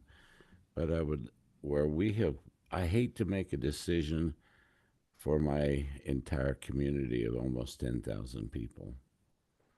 I would really like to know if the people are on board to support it by a vote. And as you and I have talked, Ryan, we could possibly work through the next 6 months, June through December, maybe even the interim next year till the tax is collected at a reduced percentage, however we might have to do it. My personal self is I am in favor of letting the people voice an opinion on this, because it is a direct tax. It's one they're going to be paying out of their pocket. I know it doesn't sound like much, $5 but a month, $60 a year on average. With the increasing costs that we experience right now, I personally feel that my feelings are that people ought to have a voice. That's my feelings. I agree. I think if we put off the truth in taxation and put it to a vote and truth in taxation a year later, that would be my vote as well, but maybe you have other thoughts. The question, and I do agree with you that putting it to a vote, I am not big on raising people's taxes ever. I know it has to happen sometimes. My question is, let's say we do that. So funding ends in November? Funding currently ends in November. That's correct. Okay. Then what? What happens to the library while we're working this out over the course of the next year? My thought would be is that we would ask the county to fund for the next year. If not, potential reserves could fund for the year until the truth in taxation kicked in. I see. And then we're talking about funding that would come on board for 2028. Right. Which would we basically have to open the budget? Well, I mean, if we have a ballot vote in November, I feel like that gives us real data to work with the county on. I feel like we're trying to take actionable steps to fund the library. It is a percentage-wise 19% increase on your property taxes. Sounds a lot. Which ought to be voted on by the people. Yeah, well. And that we could reopen the budget in January 1st after discussion with the county, and they may fund something that we may find once we have a ballot vote. We might find other partners. We might have Nibley or others. That vote would give us a firm direction of what the public wants, and then there would be, to be able to do a one year adjustment to a budget would be one thing, but to absorb that into the budget that we have wouldn't be sustainable for long. We could do it for a year if we had to, but it wouldn't be sustainable long term without a tax increase. What's our reserve in the general fund? Well, it's no more than 25% because that's the state's maximum amount. So it's no more than that. So we can do an amendment to our acceptance. There are 2 tracks. Remember, there's the one that we put it in the budget and we move ahead, or we ask the county if they would fund it for 6 more months than they're planning to do. It would be longer than that, because if we went through truth and taxation next August, like not this August, but a year from August, it wouldn't really be be collected till the next November. It right? wouldn't be collected the next November, but it would be able to be incorporated in the July 1st interim budget. Okay. So For yes, our 2028. collection wouldn't occur until November. That is accurate, but it would be within that budget, and in the truth and taxation, that budget would be adopted in August for the July 1st starting year, and so it could be spent that way. The gap would be between July 1st and August, not July 1st and November. It's the time between the fiscal year and the adoption of the truth and taxation. So that's the gap. So our decision then is, do we leave it in this budget, or do we say that we want to take it out of this budget until we have asked the citizens what they want to do, and then we can move ahead with truth in taxation? If you want to remove it, an amendment to your motion would be the appropriate method to do that. You'd amend your motion, Right. and vote on that, and then approve the amended motion or not amended. So do you want to amend the motion? What do you think, Carrie? Yeah, I mean, I don't think any of us want to see the library shut down, number one. Like, Right. we believe in education, we believe in reading, we want a library. I can't speak for everyone here. I also do not want to force every household in the city to pay without them making their own vote. So if we can absorb or get funding in another source for a year in order to let citizens vote, I feel like that would be the most responsible thing to do. Okay, so then we need an amendment. Which I feel like is the consent of the governed. So, I will amend my motion to remove the truth and taxation portion of the tentative budget, the 19.03% increase for the library, and direct the staff. I don't know if this should be in a separate thing to pursue the budget, the ballot initiative instead, or if that should be on number 8. Okay. I think we'll accept that. That'll work. Okay, so we have the amendment to the motion. Second. A second. Further discussion? All in favor? Aye. Aye. Any opposed? Okay, motion carries. So now you've amended your motion. Now you would vote on the original, on the amended motion. Because now you amended it. Okay. As So I now, understand. Is that not? is that how we do it? Vote on the amendment?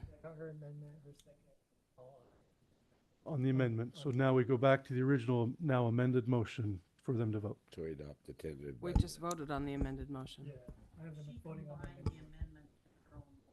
Okay. All right. I As think we're long as good. they've got it right, We good? that'll be Again, good. we are so nervous because we want to make sure that we don't get kicked out of this whole system. So We Thanks. want it to go to the ballot. Right. Great. All right. that That was way? that was the impetus. Okay.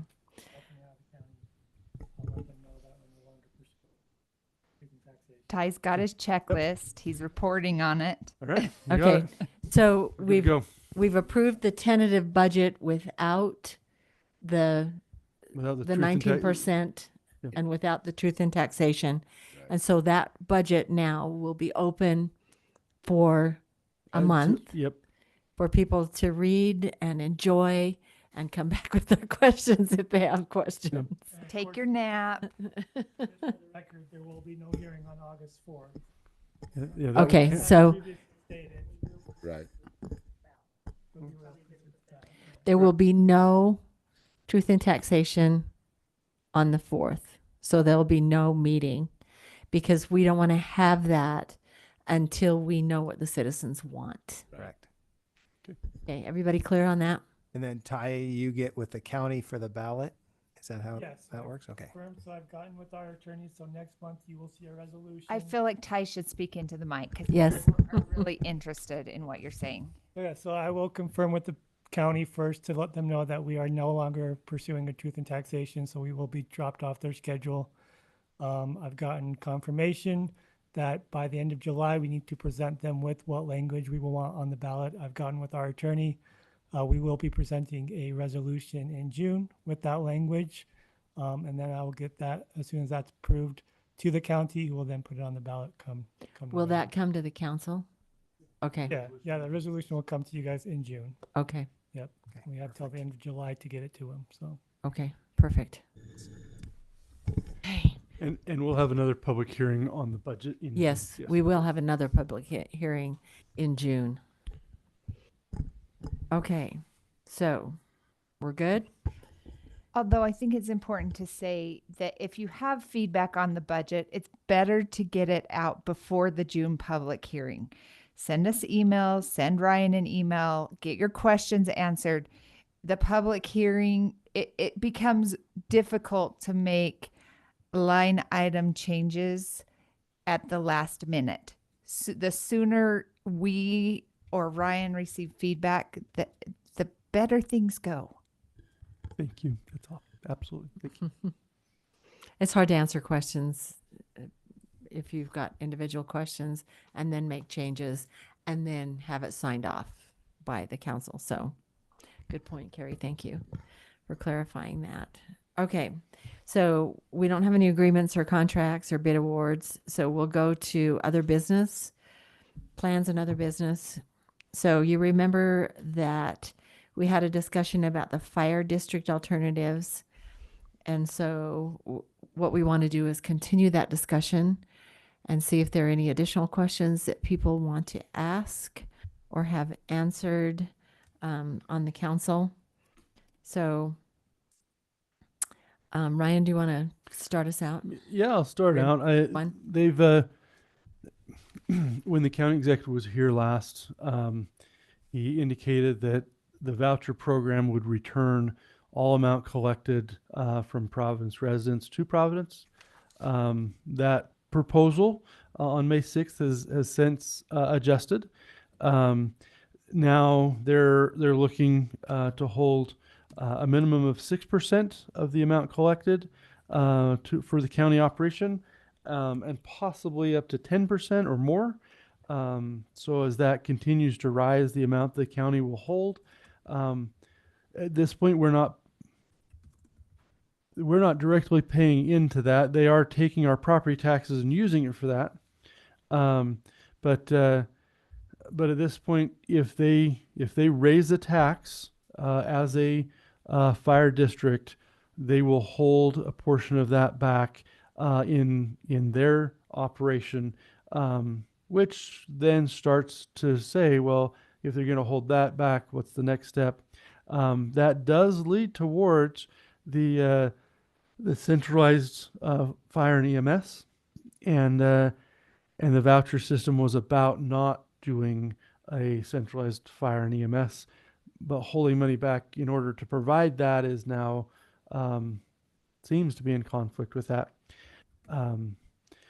The numbers have changed a number of times. Each time it doesn't seem to me that the county executive and the fire district board and the county council and the mayors, it doesn't seem to be them on the same page. Mayor shared with me earlier, I don't know whether you shared that same article with the rest. I did not.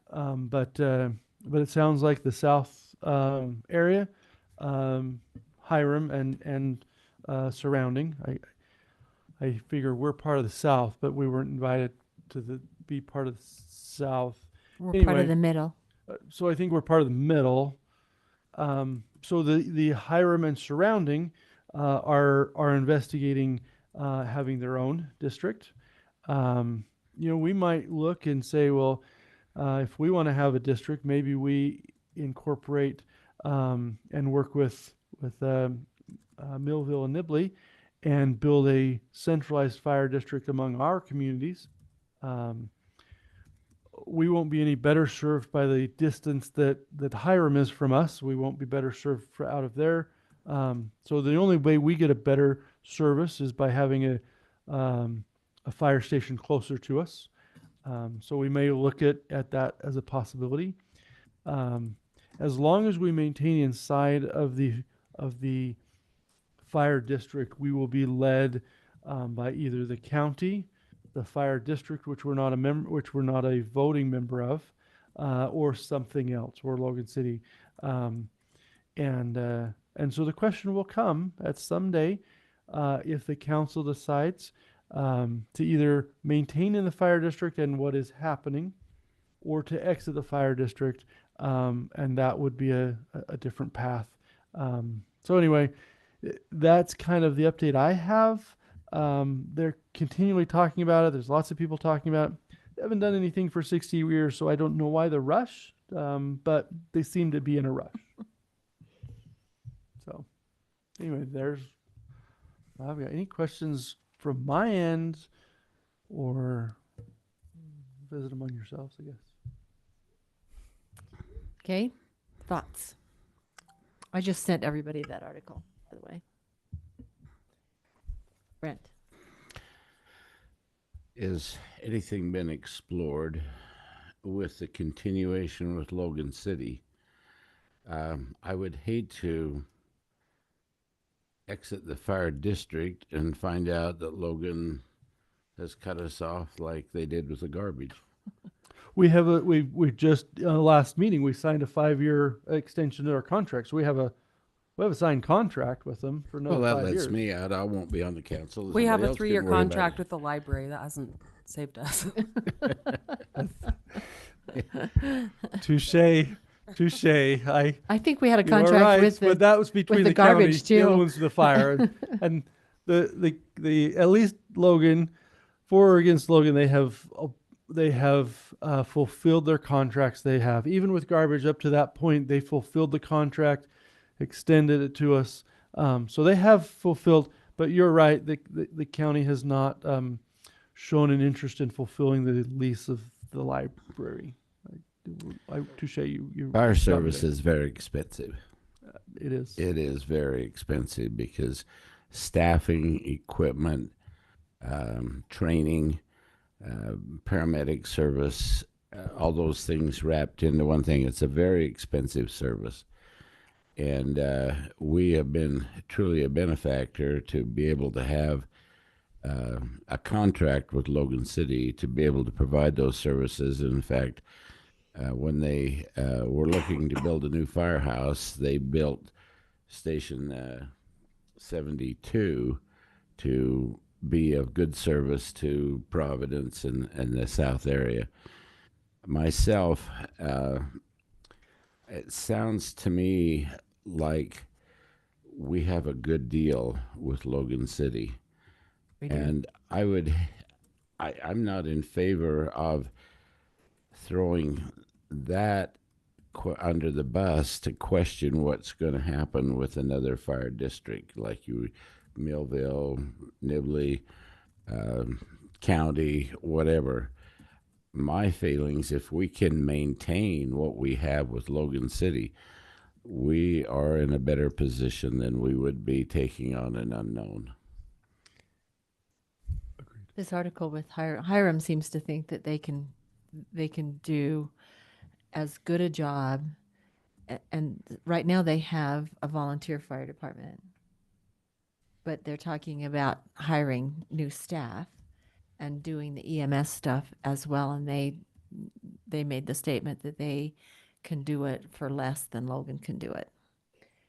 Less than the county can do it, right? Less than the county can do it, yes. Better and less than the county can do it. I don't know whether they compared to Logan. Well, quite honestly, the county No. can't I don't think they compared to Logan, but they certainly compared You're right. to the county. That was my understanding. Yes, it was the county. My question is, what service can the county currently provide us, really? What can they? I mean, through fire and EMS, right? I mean, Yes, we're not fire and okay. EMS. Yeah, It's like that's there's- all we're there's talking some about service, here. But I mean, I'm talking about they that. they could provide us a Sheriff's library. Department, Clearly great, not- gives clearly us not great library, service. yeah. I'm talking about fire and Because they EMS. could provide us a library. That's a different topic. Anyway, Yeah, that's But- not on the paper. my point is, Not on this one. It's the next agenda item. Oh, my point is, we have really one viable option for fire and EMS service right now. It's Logan. If someone else comes up with a plan and puts something together and Hiram says, hey, we can provide a service, okay, then we need to weigh that option and look at it and see if it makes any sense. When we've got a few fire stations that are closer right now through Logan, a few stations versus anything Hiram's going to ever have. Or the county. I just don't see those as a viable option. So I agree with Brent. We got to keep our relationship good with Logan, but eventually there may be other options. And me personally, I don't think the county can provide us fire and EMS. So therefore, why are we part of a district that is providing us zilch? I don't get it. okay.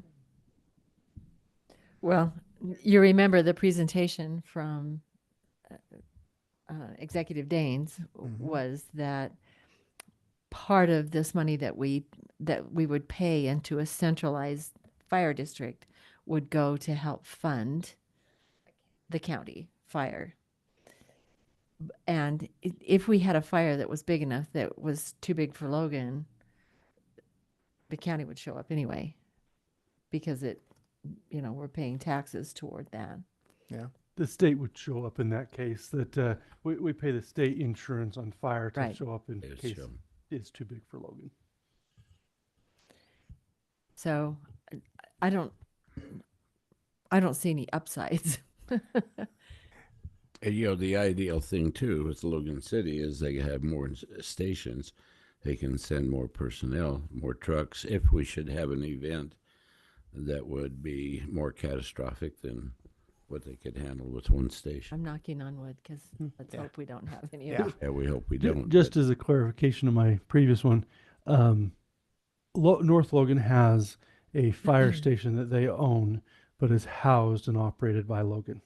I think at some future date, that's likely a good option for us. And if we do that have a station that is housed by Logan, but is owned by a district of Providence, Millville, and Nibley, that may make sense to have a district that owns a building, a station, but still housed and operated by Logan.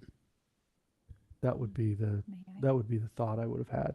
So And no matter what we Clarified. do, we really don't have control over what one of those agencies comes along and says, okay, we need more money. Right. So your contract is up. So now it's going to jump by $1 million or 500,000 or whatever that happens to be. We currently, like last year, we had one fire. there's one or two a year usually. Yeah. There's not very many. So we don't use their services a lot. Now EMS shows up pretty often. But it has its own billing method too. I Right. mean, there's an alternate billing method to EMS. Right. So it comes, insurance pays for it, and there are other ways that it gets paid for.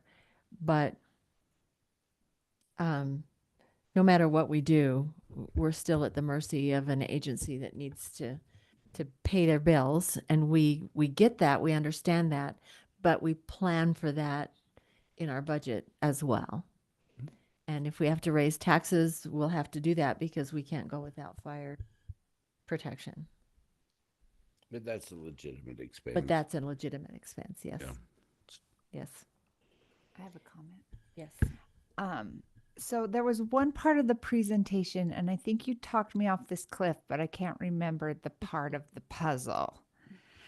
So he was talking about the county bills, the city, the residents, for fire services that they don't provide.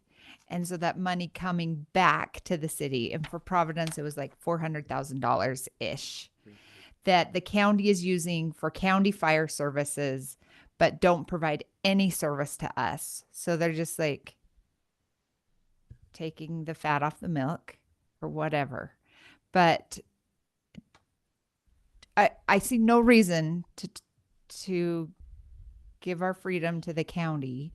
But will we ever receive those funds that they're taking, whether we join the fire district or not? That's the proposal. So we're in the district. So we 60 years we joined this district. We 60 years ago. Okay. So we're in the district. Trying to remember. No, that's fine. Yeah, I wasn't there. It's pretty confusing, actually. But they're just trying to start to implement it. That's an excellent question. Two sides to that. If we exit the district and there's truly double taxation and they resolve that, then we won't get a refund from the county, but they won't collect it either. So at that So our point, citizens don't have to pay for county fire anymore. so if they do it, the alternate option is that they may play a shell game and indicate that they are going to raise, or they raised a significant amount this year. They could say, well, we're going to raise it by 20% and lower it by 10, and now we've given you your money back. I have to step away from the microphone because I'll get quoted in the newspaper. Probably not a good idea. Well, part of the problem is that the county, the smaller cities in the county, have not been paying their fair share. So part of that money has gone to pick up the slack for those other cities. Well, that is about to be remedied. The other cities are just going to have to pay more for their fire coverage than they have been. How that all levels out, I have no idea. But I, for one, have a hard time giving away our freedom to negotiate for our own. Yeah, if all the revenue Future. is collected, if all of the fire and EMS revenue is collected by the county and distributed by the county, then we risk that. I think that's what you mean. We risk that negotiating ability to being the person that we're collecting and paying. But if that money, if we're not in the collection and distributing of funds, it's hard to negotiate that. Well, and even if we're not on the fire board now, but they had a meeting tonight about adding somebody else from the north, somebody else from the south, and I think somebody from the middle. Anyway, even if we are added to that board, we're just one voice out of 5. And so 9, maybe. Yeah, maybe 9. Yeah. However many of that board's going to come. Right now there are 4 people. 7. Are there 7? 3 from the county. You're Oh, 3 counting the from the 4 county. mayors, and then the County, the yeah. county has 3 seats. And It was so a if- Freudian slip. No, I that's forgot fine. the county. So I just have a hard time giving away that negotiating power. It's kind of like when I worked for a school in Ogden and everybody wanted to join the union. I said, why would I want to join the union and let you negotiate for me when I feel like I can walk in and negotiate for myself? So I was kind of the black sheep because I didn't want to join. But I just don't want to give that away. I have a hard time giving away that independence to negotiate on our own behalf. So I'm trying to understand. You're thinking we need a position on the No. fire? No. Walk away. No, Just just walk walking away from it. Yeah. I feel that's true too. Just walk away from it. We are in a unique position as a city this close to Logan, and I think we are in a unique position for us. And so And so is River Heights. Because they're between whoever us. else might be, Yeah. but we're in a very unique position. Right. And so I think it behooves us in our best interest is to walk away from the fire district and leave it. And they'll have to decide about how the fund, if there are funds, because we are being double taxed right now. We are taxing our citizens to pay Logan City, and they are taking our tax money for the county fire district. Right. And so that is an issue that Mayor Daines brought up, wants to resolve.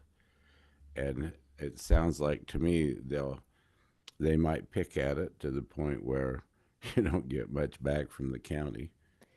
Well- they'll find reasons not to give it back. But nevertheless, I think that would be our best option, regardless of whether they give us money back or not. Stay where we're at and Now- not be in the... According to George, there are, to Executive Daines, I'm sorry, there are some other services that are provided by the fire district that they may have to charge us for. But at that point, we still have choices of things to make. Wouldn't it make sense for them to use our portion of taxes they're retaining to cover that? Well, not if they stop the double Not if taxation. we exit the So they're going to reimburse it to us so that we can pay for what they're going to charge us for? That was what he said when he was here. He said that last month. That's if we stayed in the fire district. correct. But he's changed his numbers from what he stated last time. That's exactly The last presentation is different than what it was when he came to the council. That's correct. But what is he saying that we have to pay for extra? Well, that's within the I district. don't know what they are. Do That's- you know what that's it at is, the other 6. services that they I provide? think that some other cities get fire inspection services from them. We do not.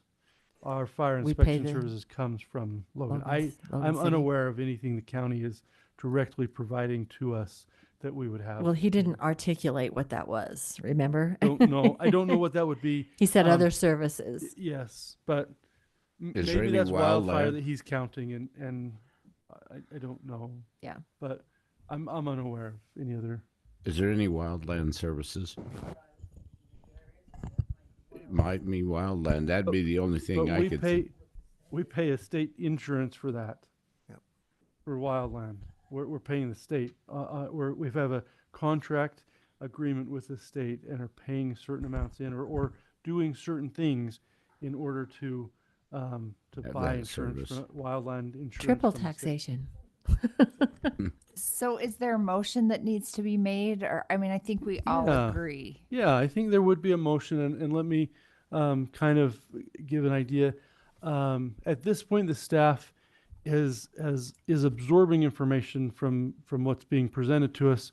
The action that would be next is, if you wanted to exit the fire district, is the council would give the staff direction that that is where you want to go, in the form of a motion, and likely that's another ballot item that we would have to take and put on the ballot to exit the fire district.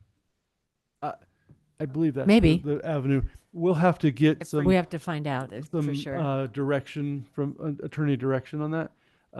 But I believe that it, because we entered the fire district through a vote, I think we exit through a vote. And so we'll have to do that. But if you want us to start down that path, then that would be the motion you'd want to give us.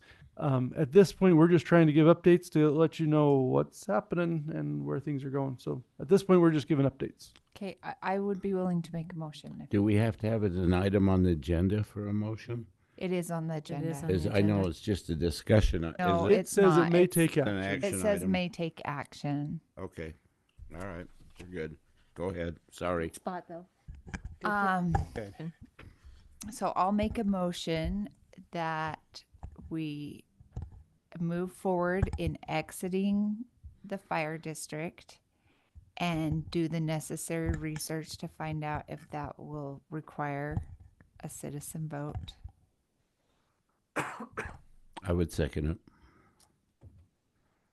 Okay, we have a motion and a second. Further discussion? All in favor? Aye. Aye. Aye. Opposed? Yeah, I know that you're aye. Okay. She might have had a question. Okay, so we'll go on now to item number 8, library services update and plans. We'll review the updated data from the library survey and take action on plans regarding the county library here in town, which is set to lose funding by the end of the year. Ryan? I would love to.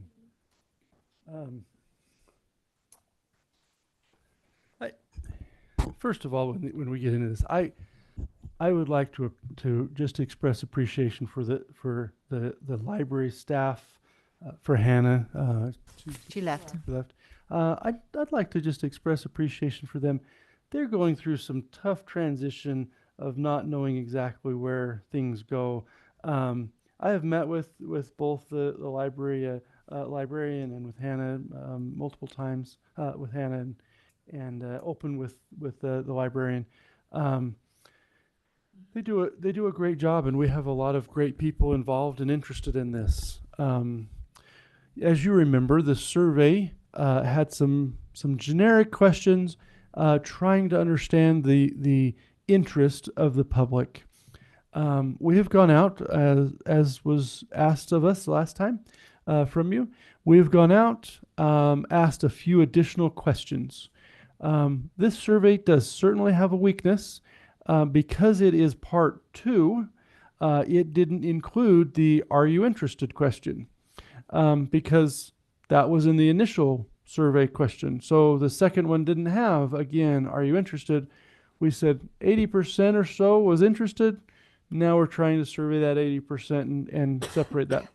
So that is one thing we found very prevalent in the comment section. And I'll send this out to you after, but in the comment section, you'll find that that's a prevalent piece of the puzzle. That there's a weakness in the survey. We're not saying whether you're interested or not. It's true. We're not, because that was part A survey. So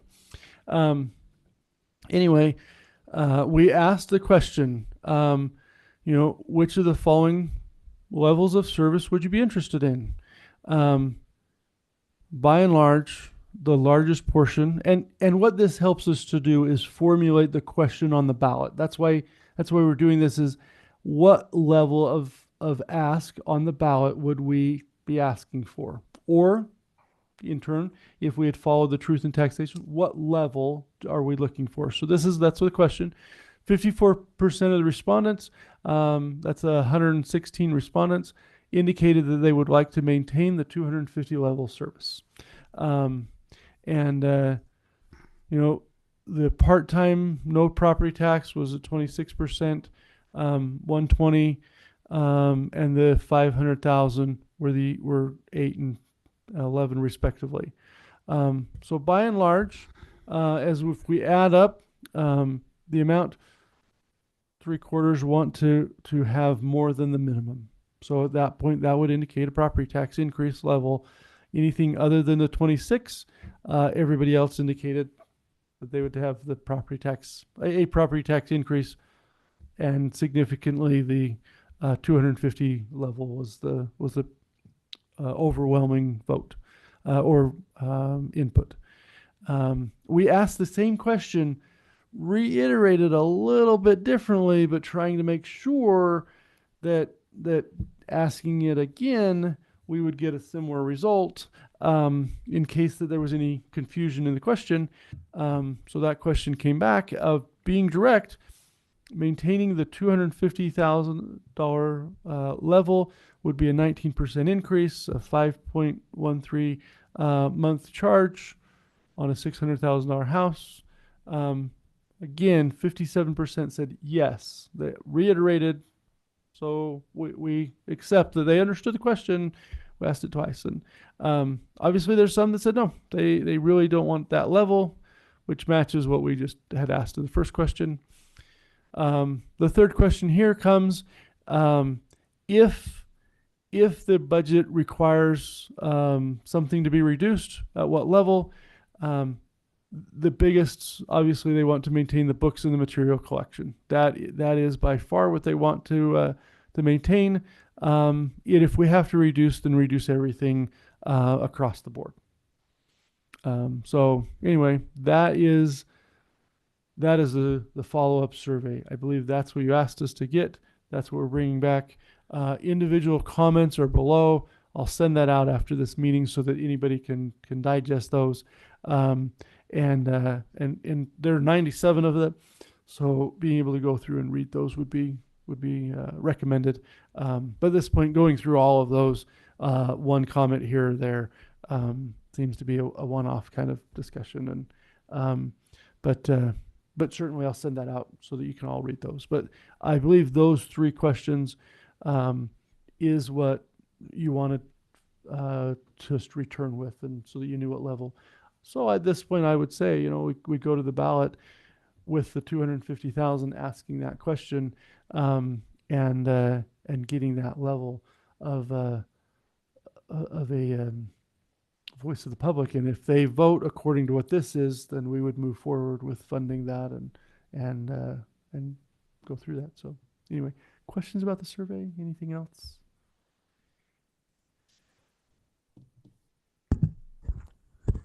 What restrictions do we have in our resolution language? I mean, can we use pretty close to what's in question 2, where it reflects an idea of what the cost is? I don't know whether we included Restrictions that on in it.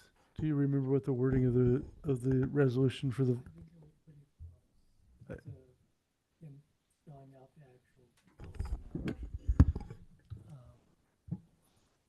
Like I said, I got the resolution already drafted on my desktop. I worked with the attorney. He made some adjustments, but it's pretty close to question 2. I don't know if you have your email. I think you were included in that email. Find it and see if we can read that off to you.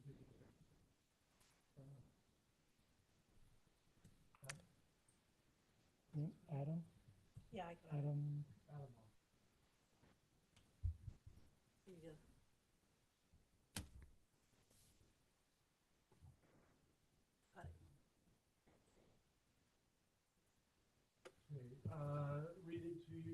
here. Right, the mic.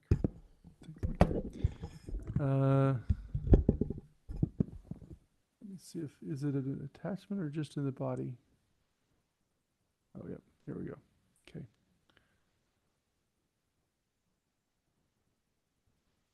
Right up here, and it's in draft, so keep that in mind that we're doing that in draft. But I'll read where we're at so far.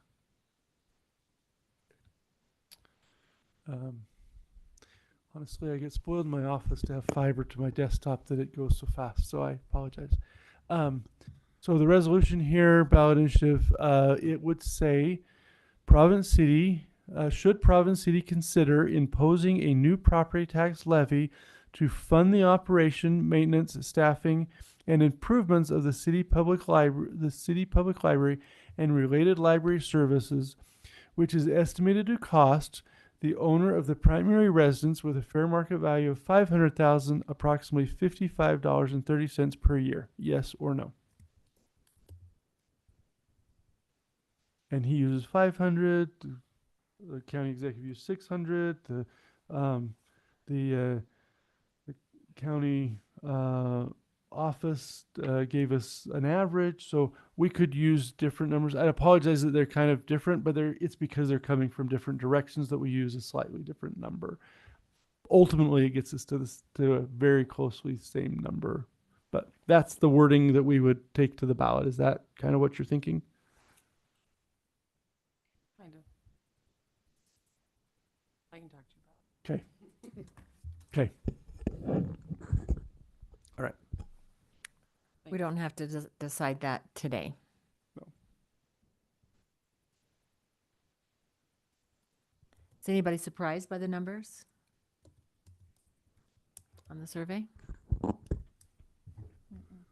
Not really. I mean, it's kind of, we surveyed the yes people and they're still yes. Yeah. Essentially. So That's the thing. You know, when you have people turn out for a vote, those 400 people that answered are the ones that are going to turn out to vote, and they'll make the decision for the whole city. So we would encourage people to get out and vote their conscience as to what they want. But the unfortunate thing is we have, what, 1,200 voters in the city? 500, yeah. 2,500 voters? Yeah. Okay. But at least we've done our due diligence. Yes. But we want people Give to. them an opportunity to vote. Right. Whether they do or not is Oh, yeah. like About that. 4,000 registered voters, 2,500 households. Okay. Sorry about that. About 2,500 households. So we want people to get out and vote so that this is truly a representation of what our citizens want. Enough said. I mean, I don't need to say anything different. It's just that fewer people are going to make the decision as to whether we're going to raise everyone's taxes. That's everyone will be paying $60 a year. Well, if their home is 600,000. Those that have bigger homes will pay more. Yep. Those that have businesses will pay more. Yep. Okay. So we don't need to take any action on this right now, just a continuing education for us and for citizens who may be listening. Can you tell how many people are on YouTube?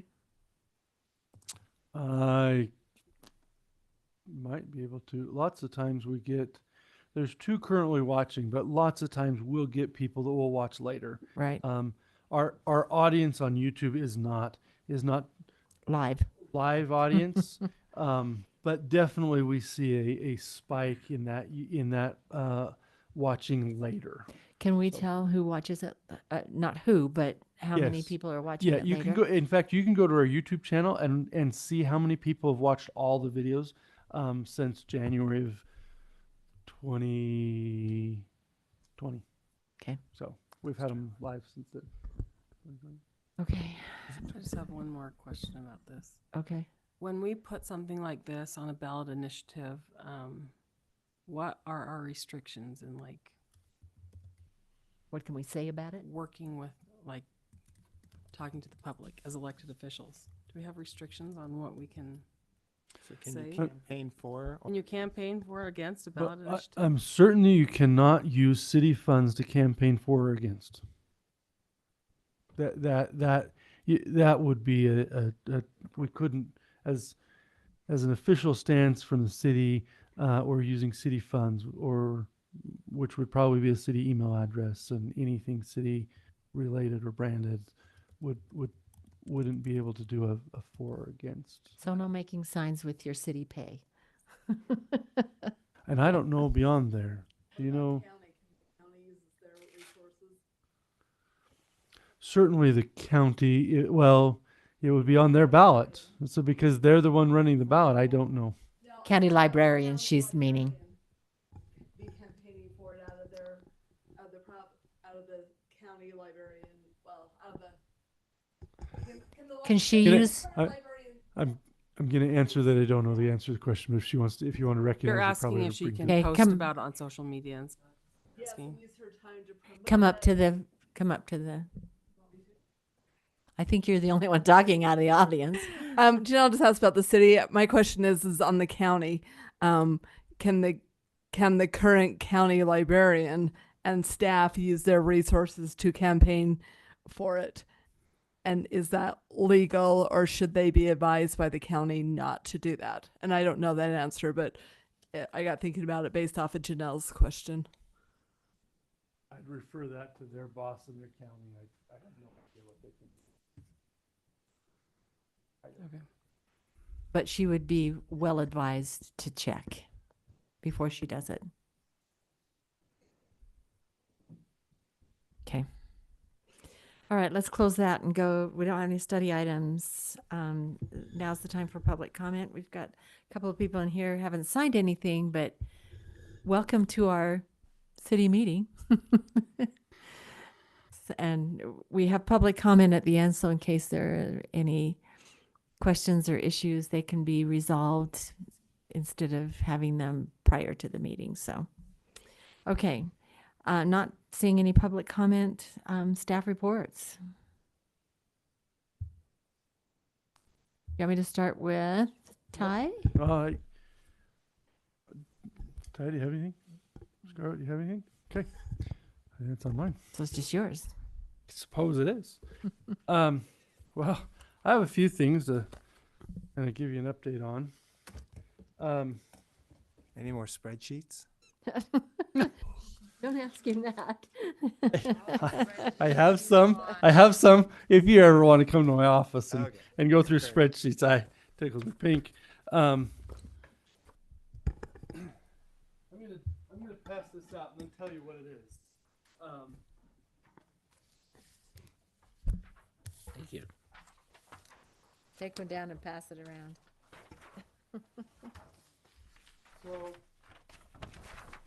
the mayor and I, Sidewalk yes, absolutely sidewalk. with the elementary school. So, the third grade class wrote several letters. They came in the interim, and It came 2 weeks ago, I think. yeah, between council meetings. Let me stand back here so that Talking to him. talk to the mic in here. So they came between council meetings. They are addressed. They are addressed to Providence City Council. So they are addressed to you all. I will pass them down here. And maybe read just a few here for the public to understand what we received. And then let you take them and that. Working with the mayor and I, we reached out to the third grade, knowing that we wouldn't have probably enough time after this meeting to be able to respond. So we responded on behalf of the city in the interim. We made an appointment with the teacher to visit the third grade today. The mayor's flight was delayed-ish, In the way. and so I went on behalf of the city to present to these wonderful children. And I had an amazing time with them, and I could never be Behaved himself. I did behave myself. I Which didn't talk school? about anybody badly. Providence Elementary. So a few of these. My name is Henry Clyde, it says, and I'm a third grade student at Providence Elementary. I'm writing because I believe that we need more sidewalks and crosswalks. We need safe ways for kids to get to school. Let me see if I can get. Do you know, to did the some- teacher tell you what prompted this? No. Okay. But That I would be believe that I would have. I believe one of the reasons is that the boundary is going to change and more people will be in a walking area than were previously. So here's another one. My name is Quincy Kohler, and I am a third grade student at Providence Elementary. I'm writing because I think our city should build safe sidewalk paths for kids to go to school next year. One reason is there are no sidewalks in some neighborhoods. Another reason is that there are no crosswalks in the new school boundaries. This is important because so kids can be safe. Thank you. Some are worried that kids will be killed. Here's one. I am a student at Providence Elementary. I'm writing because we need crosswalks. Kids are getting hurt. Kids might die. It needs to stop. Thank you sincerely. I don't want any of those hurt. Build sidewalks. Anyway, they're very good. They did a very good job at writing these. And so I went to visit them today. And I'll pass these down so you can see them. And Mayor, you have them at the end. They're yours. I tried to copy them, but that paper doesn't copy very well. It's dark. So what I did today, and I would be interested in this in any of the grades or anybody that's walking with schools. We are certainly conscious of the kids walking to school. I'll give a little bit of background. I have met with the district office about designing the safe routes to school for the new school. When they changed Spring Creek Middle into Spring Creek Elementary, we worked with them to take that. We worked with our staff, with Colton, with our GIS, and we mapped every student in Providence Elementary and Providence Spring Creek Elementary boundaries. We mapped the boundaries of each one and where the walking area would be. We identified where our sidewalks were and reviewed safe sidewalk plans with the district, with both principals as well, and with the community council at Spring Creek. We've met with them. I have personally met with all of these on sidewalks and the safe routes plan. We have worked jointly together to be able to build where the best routes for these kids to get safely to school. It's a joint effort between the community councils. They're charged to draft the safe routes plan. And between the district and both principals, we believe we have some identified, some significant safe routes. And those are being taken and adopted by the schools' community councils. Now, Spring Creek Elementary wouldn't have a community council yet, but they have a steering committee, which they've invited myself and some of our staff to be a part of. Anyway, so I start with that. Some things of what we're planning on doing to help the school. I took this and gave this to each one of the kids. And I asked them to identify where they live on the map. This meaning the map. The map, correct. Yes, sorry. I don't know that I have it at this point, but here's what I'm talking about, the map. So I had them take this map. This is a map of Providence, and includes the Providence Elementary in the center of the map. And what I asked, is if each child would identify their home on the map, and then draw how they would walk from their home to the elementary school. and they did. And then I called each one up individually because I put it on the whiteboard. I called each one of them up individually and had them draw on the whiteboard as I overlaid this map on the screen. Draw their area and to see, because I said, in these letters, we appreciate the feedback and that, but what the letters didn't have was where we should put a sidewalk. Said we should have one, should have crosswalks, but the identifying of where was missing, and so I asked them for help. They helped me, and I went through every one of them that knew where their house was, which was about two-thirds, maybe three-quarters of them knew where their house was. So they knew how to get from their house to the school. Some did not, and that's okay. In third grade, maybe you don't know. Maybe you don't need to know where you I live. thought most of them wouldn't know So from looking at a map. yeah, To do it. they were very good at it and drew that. There were 3 areas. Yeah. There were 3 areas that didn't have. Now, if your house isn't on the map, as I told them, you are probably in a bus area. Not walking. Yeah. So you're not walking, you're being bussed. If your house is not on this map, you are going to be bussed. Now, that doesn't mean you aren't going to be bussed if your house is on the map, but if your house isn't on the map, I guarantee you're going to be bussed. That's what we're working on. All right. So if each of you will just take out a pencil, mark where your house is and how you would get to Providence Elementary or Providence or Spring Creek Elementary if your kids are going to do the dual immersion. So anyway, if you just want to take a little second to trace your route. Off the map. Well, you'll be bussed then, but start with something close. Short bus. Yeah, start with somebody.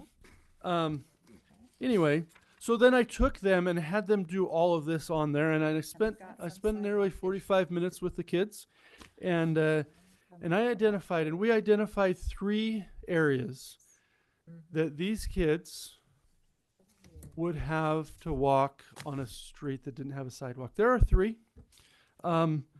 One lives on 3rd East, north of Center, and that child would walk to Center Street and then along Center Street. Currently, we are in the process of applying. We did apply last year for the COG grant for putting on a sidewalk and doing some improvements on 3rd East, and we intend to apply for that. So that should resolve.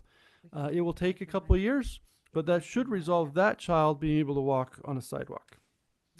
The second one that was identified lives somewhere between 1st South and 2nd South on 2nd East, and we have a project that is designed and going out to bid to put a sidewalk from 2nd East from 2nd North to 2nd South, so that child would have a sidewalk by the time they go to school next year is our hope. The final one, the only other one that had a gap in a sidewalk lives on 5th South at about 1st West, somewhere in that neighborhood. And there is a gap going between 75 West and Main Street. There is a gap there. And we don't currently have a plan to put that sidewalk in yet. But at that point, he indicated he would walk out of the street and that there would be an area until he got to Main Street to be able to walk safely. So we visited with him on how he could get safely to school. So that is where we were. Anyway. Brilliant exercise. So we should do it at River Heights Elementary. What's for the that? incoming Providence residents. Should do the same exercise at River Heights Elementary. I would do it. I had a lot of fun, but there are a few gaps. But yeah, so anyway, we can get you copies of this and show you how it works. David, you have a sidewalk all the way from your house to the elementary school? Yes, I'd have to cross the road on one section, which is in a crosswalk to. Would you come down 2nd East? Are you along 2nd East? So you'd come down that onto 2nd East and then Come on First North. Coming down 100 East would Okay. probably be the easiest route. Okay, coming down 100 East, and there would be a spot at which you have to cross And the then I street. cross at 200 North just to get to the other side of the Yep. sidewalk by the church and across from the elementary school, and then it's a straight shot Okay. with, And we have a crosswalk at that intersection, yes, so we're ready for you. yes.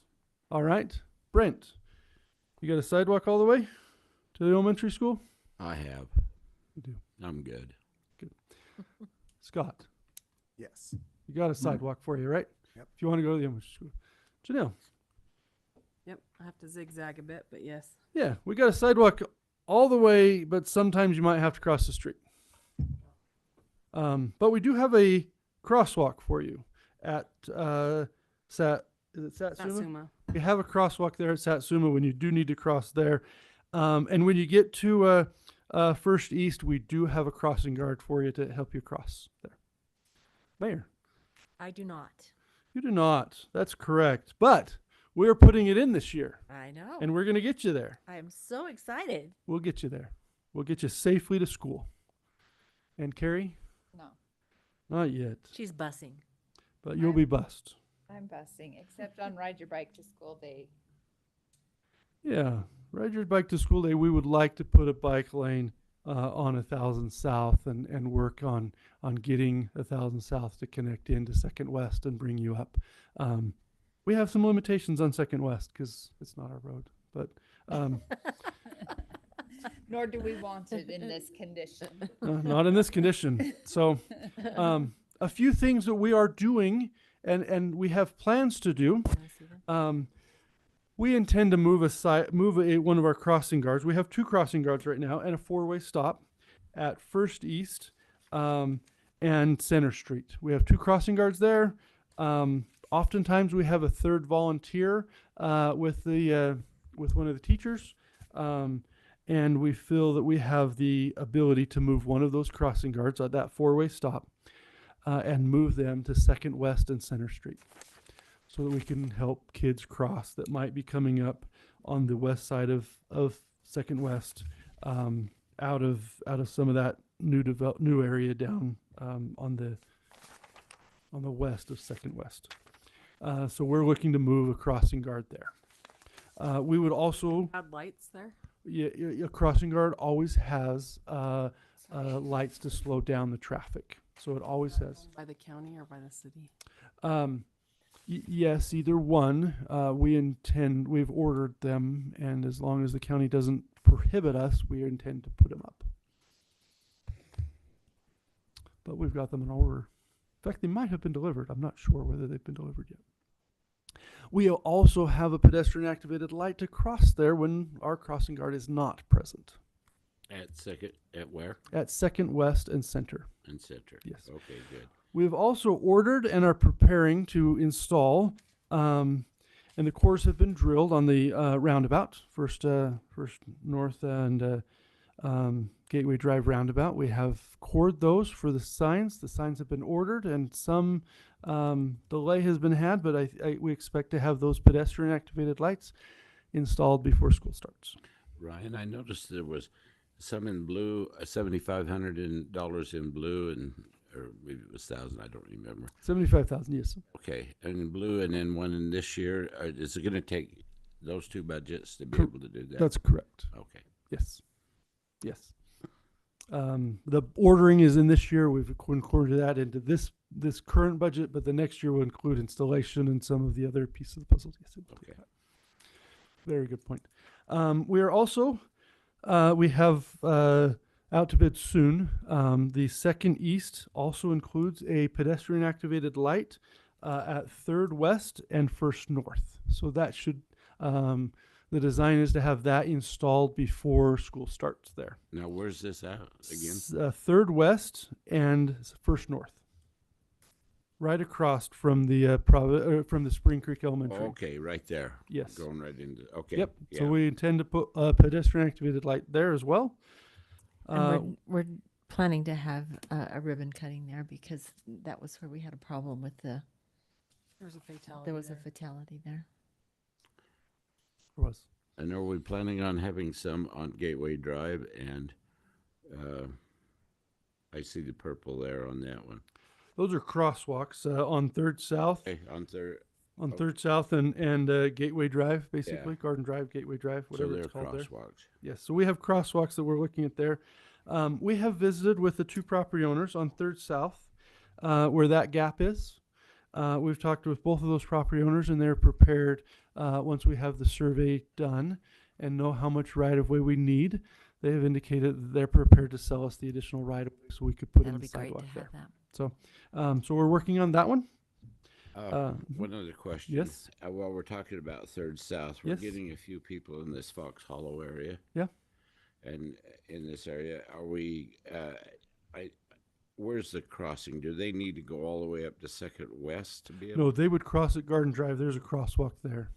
And we are looking to get a pedestrian activated light at that spot, but we're looking to see if we need to do bulb outs there before we do that. So is that crosswalk to the, going North and south. north and south? That's Okay. already there. Yes. It's there. So it'll go across Third South. Correct. It crosses. The crosswalk is already crossing Drive, it Third goes- South.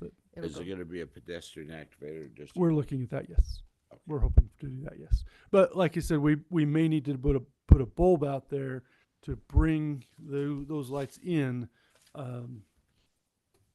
10 feet, 10, 15 feet. So Okay. anyway, that's a wide road to be able to have that far out.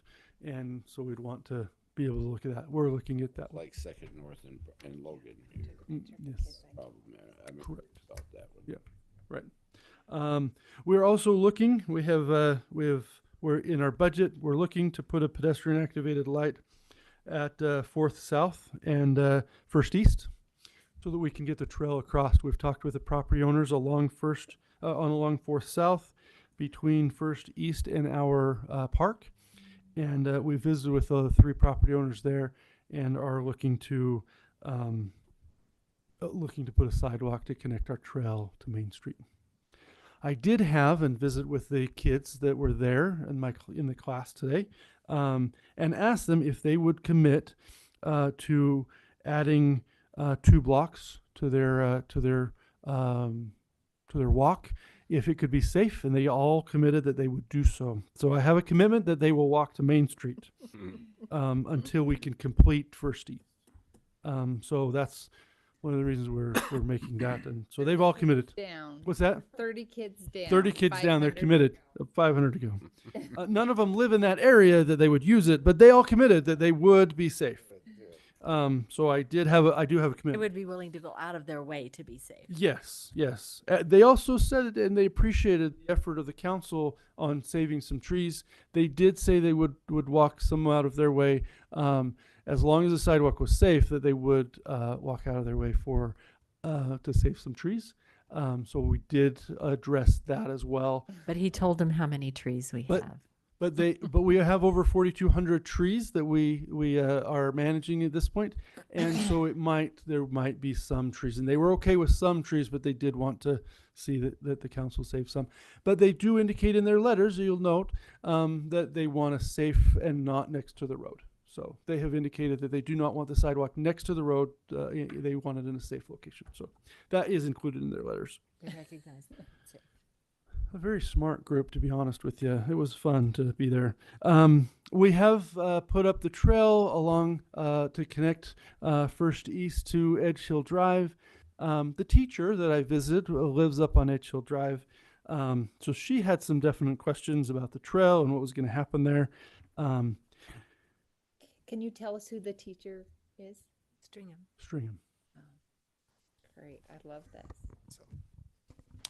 I'm glad she let me come. So she lives up there. She was curious about what we were doing and what the trail was, and so we talked about it. At this point, the road base is installed. The trail is functional. We haven't opened it officially, but it is functional. In the budget, you approved, tentatively approved. One of those items is to pave that trail next year. So anyway, we're hoping to get that paved, and that is part of our But it will be usable this summer. Yeah, it will be usable, but probably not for any kind of race or anything like that. Not for the city celebration.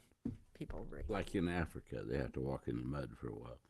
Yes. It's not even mud. It's like this is packed and it's So, gravel. that's fine. but we Yeah. have started to put in, and people will see that if they go on Edge Hill Drive, they will see that we have started to put tabs down on the road, both a yellow center line tab and a bike or walking lane on both shoulders. So we are adding that. First, No, Edge Hill Drive. Yes, correct. Will there be a activation of a crosswalk there, some signage there eventually? Yeah, we're hoping we've budgeted for a pedestrian activated light at 4th South and 1st East to get them across. Yes, similar to what we will have at 1st North and 3rd West. Okay. Yes. So, anyway, that's definitely the hope. And we're in discussions with other spots and sidewalks and trying to find. At this point, I took this. I had given out statistics, and that was before. I have in my little white piece of paper here. I took all of my little statistics and things, and I put it into AI, and said, "Please change this to a 3rd grade reading level." That was great. I appreciated AI. It's been a long time since I was in 3rd grade, so I wasn't sure what their language and use was at that point. And so this is at a 3rd grade level, and they use fractions instead of decimal points, and I use decimal points and percentages. And so the AI helped me in that conversion. So you will read that this is a 3rd grade level, and I passed it out to them so they could share with their parents if they'd like. 9 out of 10 streets in Providence have a sidewalk on one side or the other. That's a huge percentage. 6 out of 10 have sidewalks on both sides.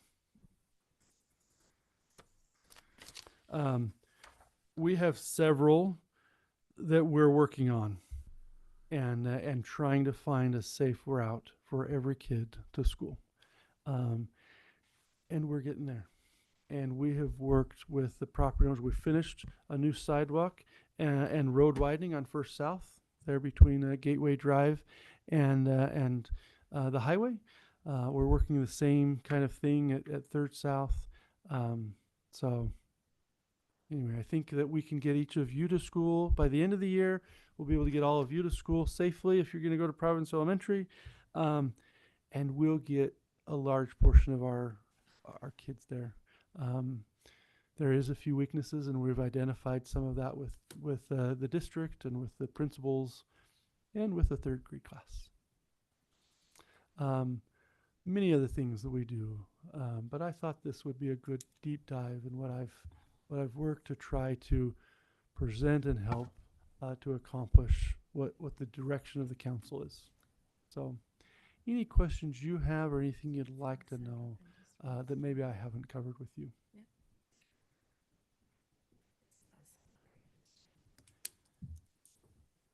Did this cover the Good job. potential conversation about safe routes? Would you? Well, what this Pieces? Okay. what this caused was to put all of this stuff together, and really caused us to look at this a little bit differently, and so that we could see where the sidewalks are and where they're not. It's something that Ryan works with every day, but it's not necessarily something that we see and that the public sees. So we appreciate you putting this together. Yep. We track and map about everything at this point. There's our GIS is exponentially grown. Colton does a great job. Colton does a great putting job. all in that there. stuff We together. have and when I brought this to him yesterday, this idea yesterday, and he just jumped right on it and said, "Yeah, I can do that. I can get that done." And he did. He did an amazing job putting all the data he had and just putting it together on a map that I could take fairly easy to these kids. So, Thanks for going to school. I bet that was very fun for them. we shall see if you get any reports. I think the neat thing, and I'd like to give a shout out to, is the new sidewalk construction that we're looking at on First and Second East is costing the city nothing for some of those sidewalks because Ryan has gone after UDOT, and UDOT has funded these things. They'll be putting them out to bid. We don't have to deal with that. They'll be doing the sidewalks and building them. And so this is great. I mean, thanks, Ryan. Yep. Thank you. All right. Anything else? Okay.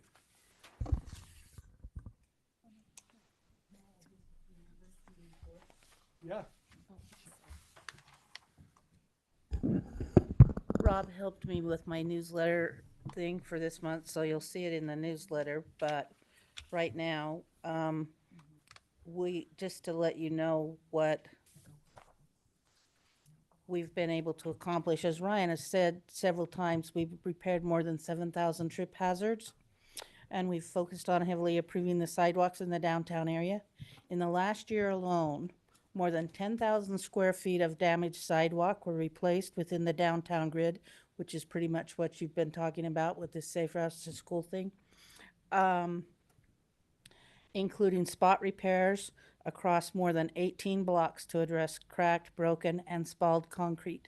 So I think our Public Works has done a great job in implementing the plans that Ryan's put in place. So I just don't think the public has appreciated it, but we are working on it. Those guys are out there working really hard to try and make a great multimodal city. From the kids' letters, it's clear that the public doesn't understand that we're doing that. Right, right.